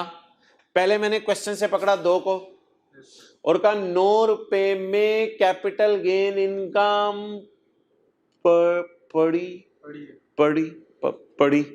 9 रुपए में कैपिटल गेन इनकम पड़ी है। निकलो बिजनेस इनकम कितनी बच गई? 7। लेकिन यार न्यूमेरिकल के फेस पे कैपिटल गेन इनकम तो आनी चाहिए ना। आज आके उसी 9 पे खड़े हैं, लेकिन बेटर प्रेजेंटेशन के जरिए। इसको क्या नोट करना है आपने? करना है तो पॉज करके नोट कर ले। मैंने तो बस समझाना था, मेरे ख्याल से बात समझ आ गई होगी। इस एडजस्टमेंट को अब मैं करने लगा हूं।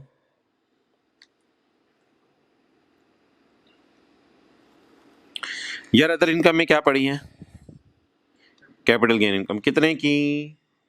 12 लाख की, from sale of shares of private company. Capital gain income में 12 लाख की इनकम पड़ी है from sale of shares of private limited company. Capital gain income में 12 लाख की इनकम पड़ी है from sale of shares of private limited company. The shares were acquired on यकम अगस्त 16। शेयर्स कब खरीदे? यकम अगस्त 16 को। क्लियर? इस बात को भी छोड़ो, दो। अदर इनकम में अकाउंटिंग के सर ने कितना डलवाया? अदर इनकम में अकाउंटिंग के सर ने कितना डलवाया? 1200। क्लियर? अदर इनकम में अकाउंटिंग के सर ने कितना डलवाया? 1200 डलवाया। डन। तो 5000 में अकाउंटिंग के सर ने 1200 डाल दिए कैपिटल गेन इनकम। बोलो इनकम्स प्रॉफिट्स तक पहुंचते हुए क्या हो चुकी होती हैं? ऐड, इस 1200 को फिलहाल मैं निकाल देता हूँ, ये जो अगली लाइन है ना मैं बाद में पढ़ूंगा, आप लोगों के जहन में कुछ और बात आ रही होगी, थोड़ा सा सब्र कर लें। अच्छा, इस 1200 को मैं निकाल दूंगा। यार देखो ना यार, ये 2 रुपए भी तो निकाले हैं यार, इतनी आसान सी मिसाल आपको कराइए, पीछे रह क्या गया है? इस 1200 को मैं निकालने लगा हूँ, माइनस करने लगा हूँ, तो इस 2 रुपए को तो मैंने बाहर निकाला है,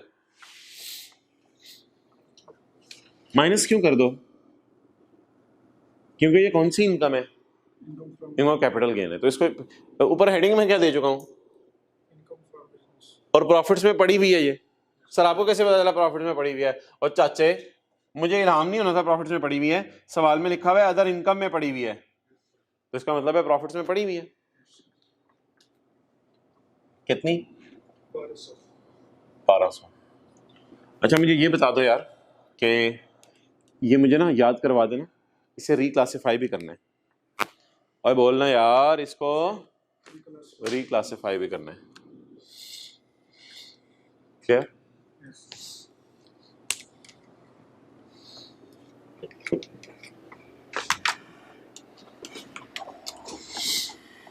चलें जी आगे।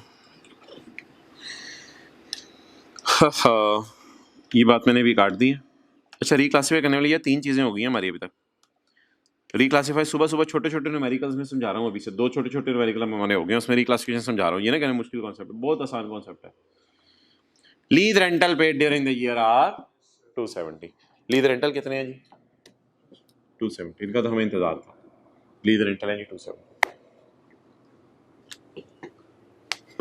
आगे यार, इस साल एक वेयर हाउस आपने कंस्ट्रक्ट किया है। अबे बोल तो, इस साल आपने वेयर हाउस कंस्ट्रक्ट किया है फॉर स्टोरेज ऑफ गुड्स। यार वेयर हाउस क्या होता है? गोदाम होता है। इसको छोड़ो, बिल्डिंग के लिए 10, कंप्यूटर के लिए 30, बाकी सबके लिए 15%। वेयर हाउस को कहां डालूं? बिल्डिंग। गुड, अच्छी थॉट आपकी गई है, शुक्र है प्लांट नहीं कह दिया आपने। वेयर हाउस बिल्डिंग होती है। Clear? During the year, a warehouse, a building was constructed for storage of goods at a cost of 4,888,000. ये ड्यूरिंग द ईयर है। हमारा साल कौन सा है रिक्वायरमेंट का? 30 जून 21। 30 जून का 21 का साल खत्म कब, शुरू कब होता है? 1 जुलाई 20। तो अगर 1 जुलाई 20 को ये साल शुरू हुआ है, तो इसका मतलब है 1 जुलाई 20 के बाद ही कंस्ट्रक्शन शुरू की है ना, ड्यूरिंग द ईयर। तो बताओ ये नए लॉ वाली बिल्डिंग है पुराने लॉ वाली? नए लॉ वाली। तो खरीदने के साल में 50% फैक्टर लगाएगा नहीं लगाएगा?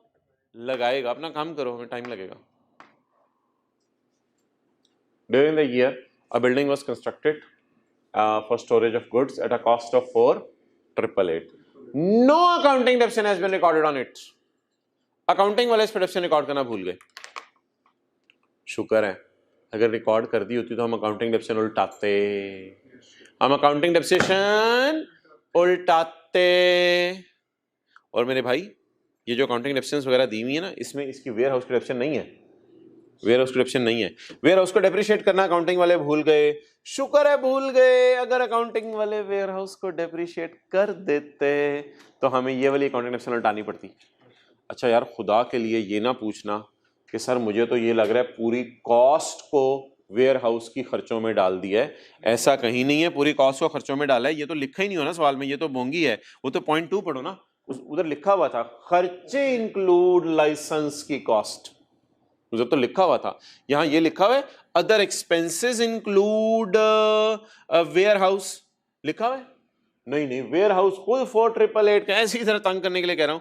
वेयर हाउस 4,888 का है, तो 4,888 को आपने कहां से अदर खर्चों में डालना था इतनी? बहरहाल सवाल में कोई लिखा हुआ है other expenses include cost of ware house.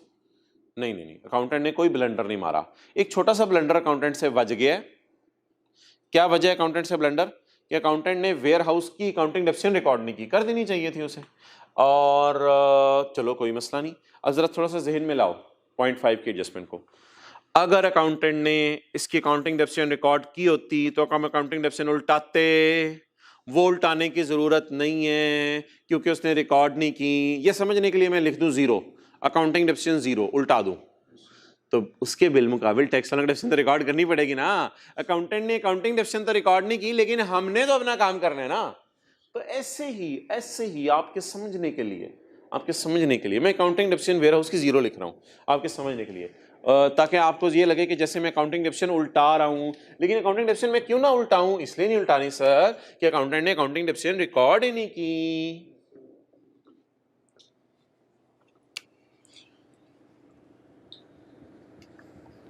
तो अकाउंटिंग डेप्रिसिएशन वेयर हाउस कि अगर होती तो मैं उल्टाता, लेकिन अकाउंटेंट रिकॉर्ड करना भूल गया, इसलिए उल्टाने की जरूरत नहीं है। अच्छा, माइनस क्या करूं फिर? टैक्स वालों की वेयर हाउस की डेप्रिसिएशन। ठीक है जी, तो टैक्स डेप्रिसिएशन पहले वेयर हाउस की कर लेते हैं। वेयर हाउस, अच्छा बिल्डिंग क्या है, एलिजिबल डेप्रिसिएबल एसेट है या नॉट एलिजिबल? बिल्डिंग तो eligible depreciable asset, building vehicle ये तो एलिजिबल डेप्रिसिएबल एसेट नहीं है, तो इस पे इनिशियल अलाउंस तो कैलकुलेट नहीं होना। अब रेट क्या है? बिल्डिंग के लिए 10, कंप्यूटर के लिए 30, बाकी सबके लिए 15%। तो बिल्डिंग के लिए रेट क्या यूज होगा? 10%। और खरीदने के साल में 50% का फैक्टर क्यों लगाएंगे? क्योंकि 30 जून 21 का साल है, तो हमारे साल बिल्डिंग कंस्ट्रक्ट हुई है, इसका मतलब है हमारे साल का मतलब है 1 जुलाई 20 के बाद। तो बोलो नए साल वाली, सॉरी नए लॉ वाली, पुराने लॉ वाली? नए लॉ वाली। तो पकड़ें जी 4888 को, और 4888 को पकड़ के रेट लगाएं। Tax depreciation warehouse 4888 building के लिए 10% मल्टीप्लाइड बाय 50%। भाई जरा कैलकुलेशन चेक कर देना, 244 ये वाली।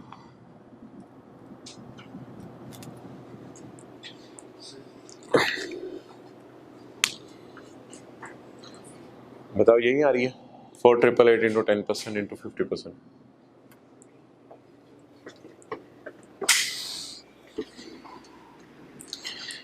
चलें जी आगे आ जाए, ठीक है ओवर।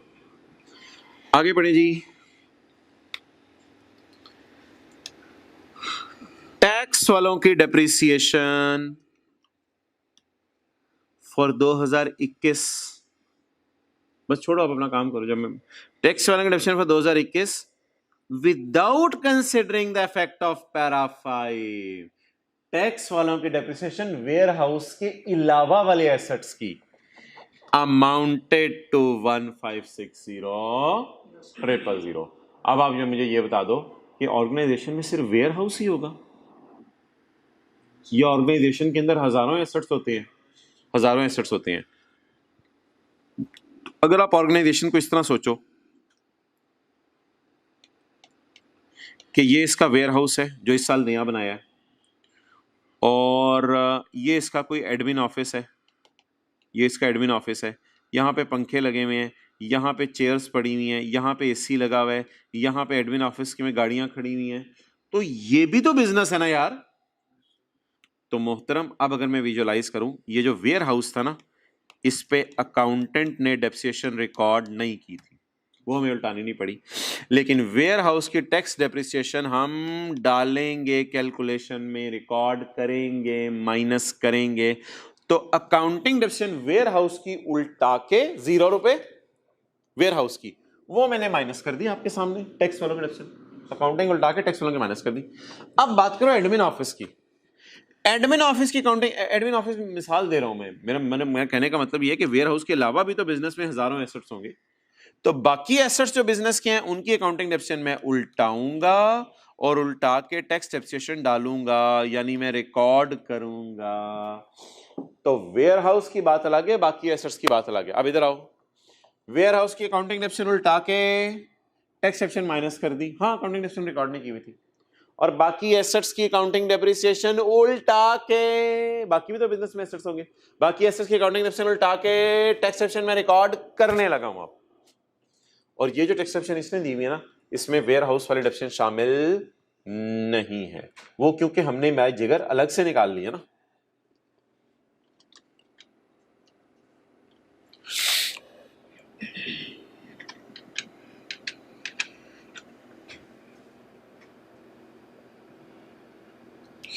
चलो जी, टैक्स डेप्रिसिएशन बताओ 2021 की वेयर हाउस के अलावा, इसे क्या हो गया?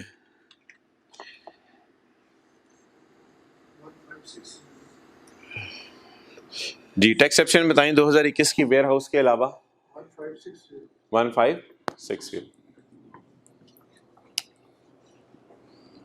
Tax depreciation, other assets of business. कौन से अदर एसेट्स? बोलो बोलो। Other than warehouse. कितना आ गया?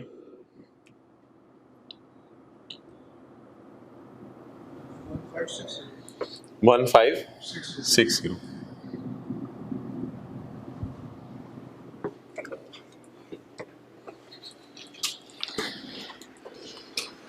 आ जाओ इधर। यार ये क्या आ रहा है? एक और इनकम टैक्स हमने पे किया है, एडवांस इनकम टैक्स। एक और टैक्स हमने पे किया है, एडवांस इनकम टैक्स। ये पता है क्या होता है असल में? वो जो था ना, उसकी मैंने लॉजिक ये दी थी कि बिजली के बिलों के साथ ना हुकूमत कहती है को टैक्स जमा करा दो, तो हम फिर बिजली के बिलों के साथ ना टैक्स जमा करा देते हैं।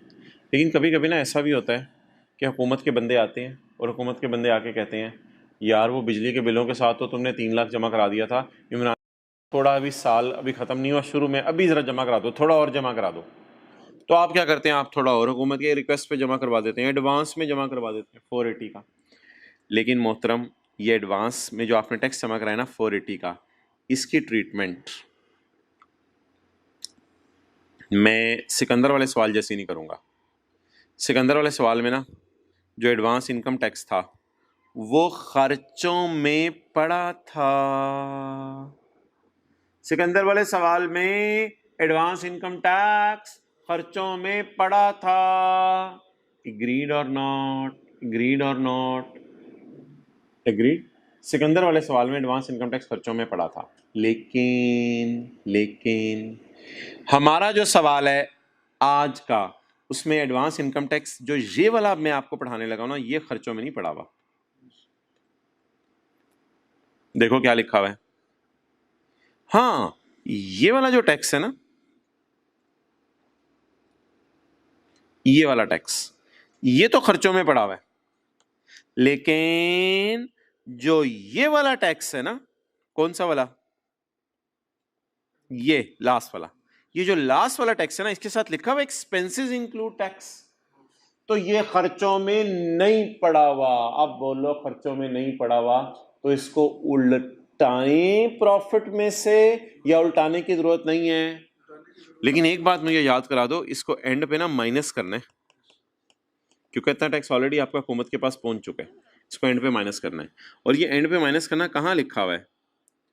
ये एंड पे माइनस करना ना लिखा हुआ है, किधर है समरीज का चैप्टर? ये देखो पेज नंबर 431 पे देखो, advance tax income tax, advance tax on income from business. Income from business पे अगर आपको एडवांस पे टैक्स जमा करा दें तो न्यूमेरिकल के एज सबसे एंड पे जाके आपने इसको माइनस करना होता है। डन।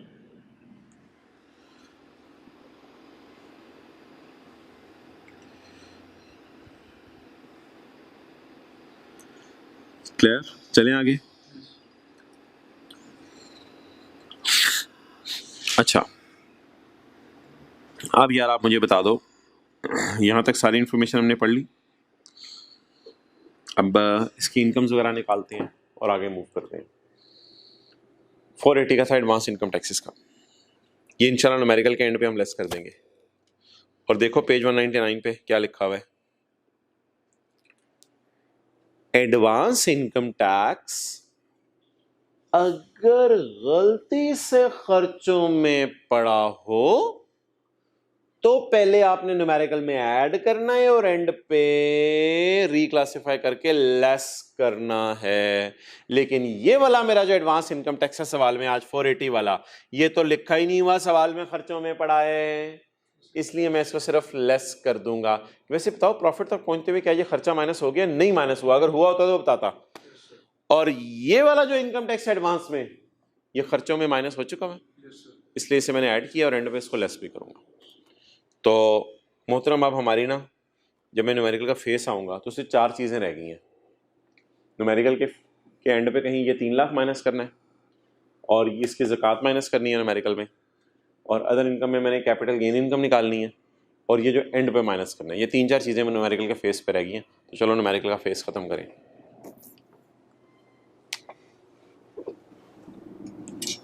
मिस्टर कतील, यार ये ज़रा ना टोटल्स करवा दें, आप लोग ज़रा टोटल्स चेक कर दें, टोटल में कोई एरर ना हो।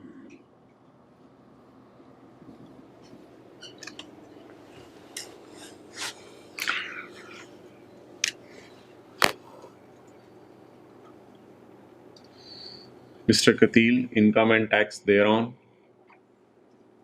Tax year 2021. Income from business. हाँ जी, क्या जवाब आ रहा है? बताओ बताओ। हाँ टोटल, हाँ हाँ, नहीं नहीं नहीं, यहाँ तक।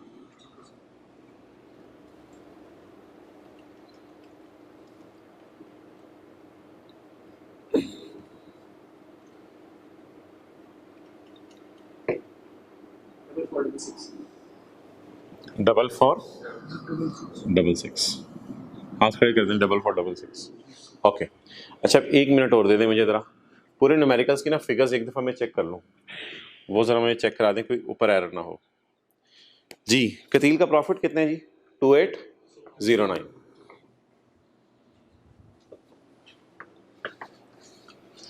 इंटरेस्ट ऑन लीज मशीनरी कितने हैं जी? 36। इसको ऐड करना है। ये जो फाइन आपने कस्टमर को पे किया है इसकी टेंशन नहीं लेनी, अकाउंटिंग डेफिसिट आपने ऐड कर देनी है 2499। इसके बाद आगे चलें जी, 450 आपने जो लाइसेंस की कॉस्ट है, लाइसेंस की कॉस्ट एसेट्स होती है, ये एक्सपेंस नहीं होती, तो 450 को ऐड कर दें और 450 को जरा डिवाइड करो 15 से, 30 आ गया, ये 30 माइनस कर दें। नेक्स्ट, इसकी भी रिक्लासिफिकेशन थी लेकिन साथ ही कर दी थी मैंने, ऐड करके साथ ही लेस कर दिया। अच्छा, व्हीकल टैक्स बिजनेस का नॉर्मल खर्चा अलाउड है।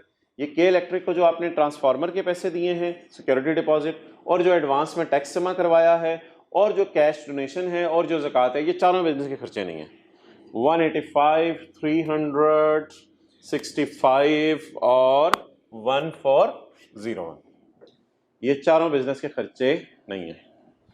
इसके बाद आपने गवर्नमेंट को फाइन पे किया है, ये भी बिजनेस का खर्चा नहीं है, ये 25 आ गया।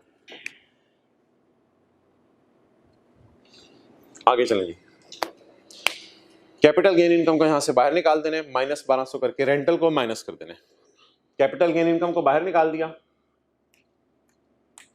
ये 1200, और रेंटल को माइनस कर दिया,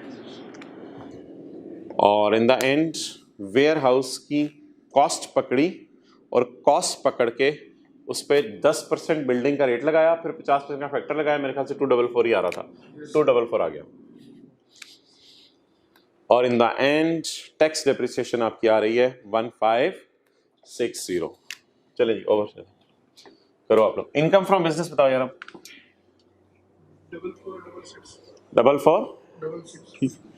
4466, ये बताओ रुपीज इन 1000।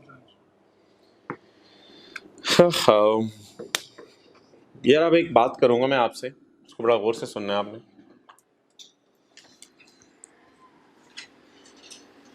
कि यार ये जो कैपिटल गेन इनकम है, अकाउंटिंग के टीचर सोचते होंगे शेयर 1 साल के अंदर बेचे हैं, 1 साल के बाद बेचे हैं, तो ऐसा कर लो। अकाउंटिंग के टीचर तो सीधा सीधा 1200 गेन निकालते होंगे, कंसिडरेशन माइनस कॉस्ट। लेकिन जब आप रिक्लासिफाई करोगे ना कैपिटल गेन इनकम को, तो याद रखना, देख लेना खरीदने और बेचने के दरमियान कितना अरसा है। बोलो खरीदे कब? यकम अगस्त 16 को, बेचे कब? हमारे साल, तो 16, 17, 18, 19, 20, ये तो 1 साल से कितना ज्यादा है? तो बताएं हाँ, कितना ज्यादा है? हाँ, तो वो 4 बिल्डिंग नहीं है, 4 साल से ज्यादा है। उस तरह ना सोचिए, प्राइवेट कंपनी के शेयर्स हैं, प्राइवेट कंपनी के शेयर्स, ज्वेलरी, मैन्यूस्क्रिप्ट, अगर 1 साल से ज्यादा रख के बेचें तो गेन को 75% से मल्टीप्लाई करेंगे। क्लियर? अच्छा, एक बात याद रखना, इनकम से निकालना कितना होता है? इनकम से उतना निकालना होता है जितना उसमें पड़ा हो। इनकम में पड़ा ही कितना था? 1200। तो जो बिजनेस इनकम जब मैं निकाल रहा था तो माइनस कितना किया? 1200। 1200 माइनस कर लिया। अब डालना कितना है वो डिपेंड करेगा हमारा होल्डिंग पीरियड कितना है। ठीक है जी। अब देखो इधर माइनस कर दिया मैंने 1200 किया, माइनस कर दिया कैपिटल गेन इनकम। इधर ऐड भी 1200 कर दूं, नहीं थोड़ी सी अकल लगा लूं, थोड़ी सी अकल लगा लूं, ऐड 1200 ना करूं। Income from capital gain. Accounting वाले टीचर ने तो पूरा ही गेन निकाला होगा, 3/4 श्योर उनको नहीं आता। तो जितना, एक बात बस सुन लो, जितना इंक्लूड हुआ करेगा ना उतना आपने निकाल दिया करना है। लेकिन जब रिक्लासिफाई करने की बारी आएगी तो जरा याद रखना है आपने कि रिक्लासिफाई करते हुए कैपिटल गेन इनकम उतनी डालना जो लॉ के रूल है। रिक्लासिफाई करते हुए लॉ के रूल को ध्यान में रखो। आप बताओ लॉ का रूल क्या है? लॉ का रूल ये है कि कैपिटल गेन इनकम अगर प्राइवेट कंपनी के शेयर से आ रही है तो होल्डिंग पीरियड 1 साल से ज्यादा है तो गेन को 75% से मल्टीप्लाई करेंगे। तो बोलो गेन कितना है? 1200। इसको मल्टीप्लाई करो 75% से, कितना आ गया? 900। क्लियर? चलो जी टोटल इनकम बताओ।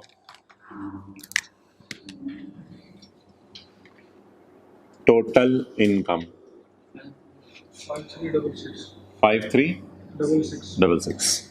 अच्छा जी। रिक्लासिफिकेशन जरा देखते रहो कौन कौन सी हैं। ये स्काई ब्लू मिटा रहा हूं मैं, देखना इधर व्हाइट बोर्ड पे देखना। ये स्काई ब्लू मिटा रहा हूं मैं, ज़कात वाला स्काई ब्लू भी मिटा रहा हूं। 1401 ज़कात सुबह छोटा सा न्यूमेरिकल किया था ज़कात वाला, उस तरह बिजनेस का खर्चा नहीं थी ज़कात, फिलहाल ऐड कर दी थी, फिलहाल ऐड कर दी थी, लेकिन इसको फिर रिक्लासिफाई करके माइनस कर देंगे। लेस ज़कात। जी मोहतरम, ज़कात कितनी? 25 नहीं 1401 है। 1401। चलो जी ज़कात माइनस करके बता दो टैक्सेबल इनकम। 3965। क्लियर? अब जी मैंने इसका क्या निकालना है बोले तो टैक्स। अच्छा यार एक सवाल में मैं चेंज करा रहा हूं। असल में ना स्मॉल एंड मीडियम एंटरप्राइज के कॉन्टेक्स्ट में आईकैप से मेरी ज़रा डिस्कशन चल रही है थोड़ी सी कि ये न्यूमेरिकली आप लोगों के लेवल पे टेस्ट होगा या नहीं होगा। इसलिए ना मैं फ़िलहाल मैन्युफैक्चरिंग को काट के ना ट्रेडिंग कर रहा हूँ। और कल परसों की क्लास में मैं इंशाल्लाह इसको डिस्कस भी दोबारा कर लूँगा जहन में रहा, वरना आइंदा इंशाल्लाह आईकैप से एक दफ़ा कम्युनिकेशन फाइनल हो जाए तो फिर मैं आपसे डिस्कस कर लूँगा। तो इसलिए फ़िलहाल इसको ना ट्रेडिंग कर दें मैन्युफैक्चरिंग की जगह। सर क्यों करवा रहे हैं, क्या हो रहा है भाई, किसी दिन बात कर लेंगे इस पर, छोड़ें अभी, ताकि एसएमई होती है मैन्युफैक्चरर, ताकि आपका एसएमई की तरफ जहन ना जाए। जो छोड़ो ट्रेडिंग, मैं बार बार कह रहा हूँ पेज 1200 के टॉप पे मैंने ट्रेडिंग करवा दिया है, मैं बार बार कह रहा हूँ मैन्युफैक्चरिंग काट के ट्रेडिंग करवा दिया है। ओके अब मोहतरम मुझे ये बताओ, ये ना पढ़ो इग्नोर मिनिमम टैक्स। ये सेक्शन 113 भी हमने पढ़ा ही नहीं बिजनेस के चैप्टर में, तो इग्नोर करना है तो फिर हमें तो पता ही नहीं है क्या इग्नोर किसे करना है। और शो ऑल रेलिवेंट एक्सक्लूजन्स, सारी एक्सक्लूजन्स को दिखाओ, जिन जिन चीजों को हमने एक्सक्लूड किया है उनको भी जीरो डाल के हमने शो किया है। अच्छा चलो यार मैं बात कहीं और कर रहा था। टैक्स मैंने निकालना है चैप्टर 4 पे 3965,000 तो निकलवाओ यार 3965,000 पे टैक्स। बस 1-2 मिनट में फिर क्लास खत्म करें। 3965,000 ये टेबल 1 लगेगा, खाली बिजनेस इनकम कमा रहा है। 3965,000 निकालो यार। ओ भाई सारे इधर देखो, 3965,000 ये लगेगा ना सीरियल 6, 3965,000 तो 3,07,000 17,000 जमा 25% ऑफ अमाउंट एक्सीडिंग 3 मिलियन, 3,70,000 जमा बोलो 25% of amount exceeding 3 million. Okay कितनी बढ़ी है जी 3 मिलियन से? 9,65,000। ग्रैंड टोटल बता दें जी। 6,112 6,112 आ रहा है आगे 250 नहीं 6,112 तो नहीं ना यार 6,11250 आ रहे हैं ना, लेकिन आखिर से मैं 250 उड़ाऊंगा क्योंकि मैं रुपीज इन 1000 में कर रहा हूं, तो 611 रह जाएगा 611। चलें जी नोट। रीचेक तो नहीं करने की जरूरत? कंफर्म है? कंफर्म है, रीचेक तो नहीं करेंगे? ओके अच्छा जी, एक रिक्लासिफिकेशन हो रहेगी। अच्छा ये न्यूमेरिकल का जरा फॉर्मेट देख लो इधर। कौन सा चैप्टर है? 20 है ना, समरीज। न्यूमेरिकल का फॉर्मेट देख लो। सैलरी आ गई? नहीं है, नहीं। बिजनेस आ गया? जी है। कैपिटल गेन इनकम आ गया? जी है। अदर सोर्स नहीं है, प्रॉपर्टी नहीं है। टोटल इनकम आ गई? जी आ गई। सिक्योरिटीज़ नहीं है, इमूवेबल प्रॉपर्टी नहीं है। ज़कात आ गई? जी आ गई। टैक्सेबल इनकम एंड एनटीआर आ गई? जी आ गई। फॉरेन टैक्स रेट नहीं है। 61 to 63 का टैक्स रेट नहीं है। टैक्स ऑन सिक्योरिटीज़ नहीं है। डिस्पोजल इमूवेबल प्रॉपर्टी नहीं है। डिविडेंड इनकम नहीं है। डिविडेंड इनकम माइनस करना नहीं है। एंड में रह गया advance tax paid on income from business. अच्छा कितने मौकों पे वैसे हमने एडवांस टैक्स पे किया? 2 मौकों पे। एक आपको याद होगा वो रिक्लासिफाई करने वाला था, और एक ये बिजली के बिलों वाला था, ये 3 लाख वाला, और एक एंड पे ये जो 480 है। ये दोनों आप माइनस करेंगे। Less advance income tax. इतना मैंने एडवांस में जमा करवा दिया है, वो मुझे माइनस करने दो। कितना? 300 ये वाला, ये यहां ऐड किया था, यहां लाके माइनस कर दो। ऐड करने की क्या वजह थी? बिजनेस का खर्चा नहीं था, खर्चा नहीं था इसलिए उसको ऐड कर दिया था, और जो जगह इसकी बन रही है वहां लाके इसको माइनस कर दिया। जमा 480 जी 780। जवाब 169। रिफंडेबल फ्रॉम गवर्नमेंट, नहीं लॉस नाम नहीं इसका होता, रिफंडेबल फ्रॉम गवर्नमेंट।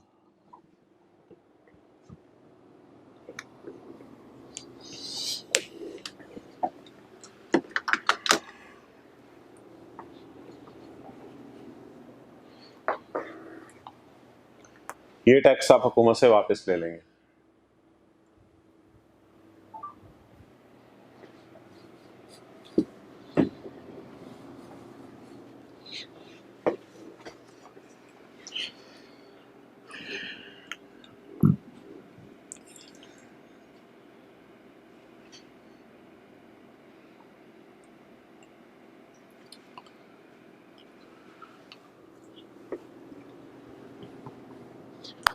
ठीक है जी, और क्लास ओवर करें। अस्सलाम वालेकुम। अच्छा 1 मिनट, मेरी कोशिश होगी कि ये जो अगला लेक्चर है ना, वो मैं मंडे को सुबह सुबह अवेलेबल कर दूं, और क्या कहते हैं, शायद आज डबल रिकॉर्डिंग करवा के आज रात को भी शायद मंडे वाला अवेलेबल कर दूं, लेकिन अपलोड होने के ना थोड़ी देर बाद देखा करें, 2-3 घंटे बाद वो यूट्यूब के प्रोसेस से गुजर के 720 पिक्सल पे आता है, तो इसलिए दूसरा लेक्चर हो सकता है जल्दी अपलोड हो जाए। भाई ये बातें मैं फ़िज़िकल वालों के लिए कर रहा था, ऑनलाइन का तो अपना सिस्टम चल रहा है।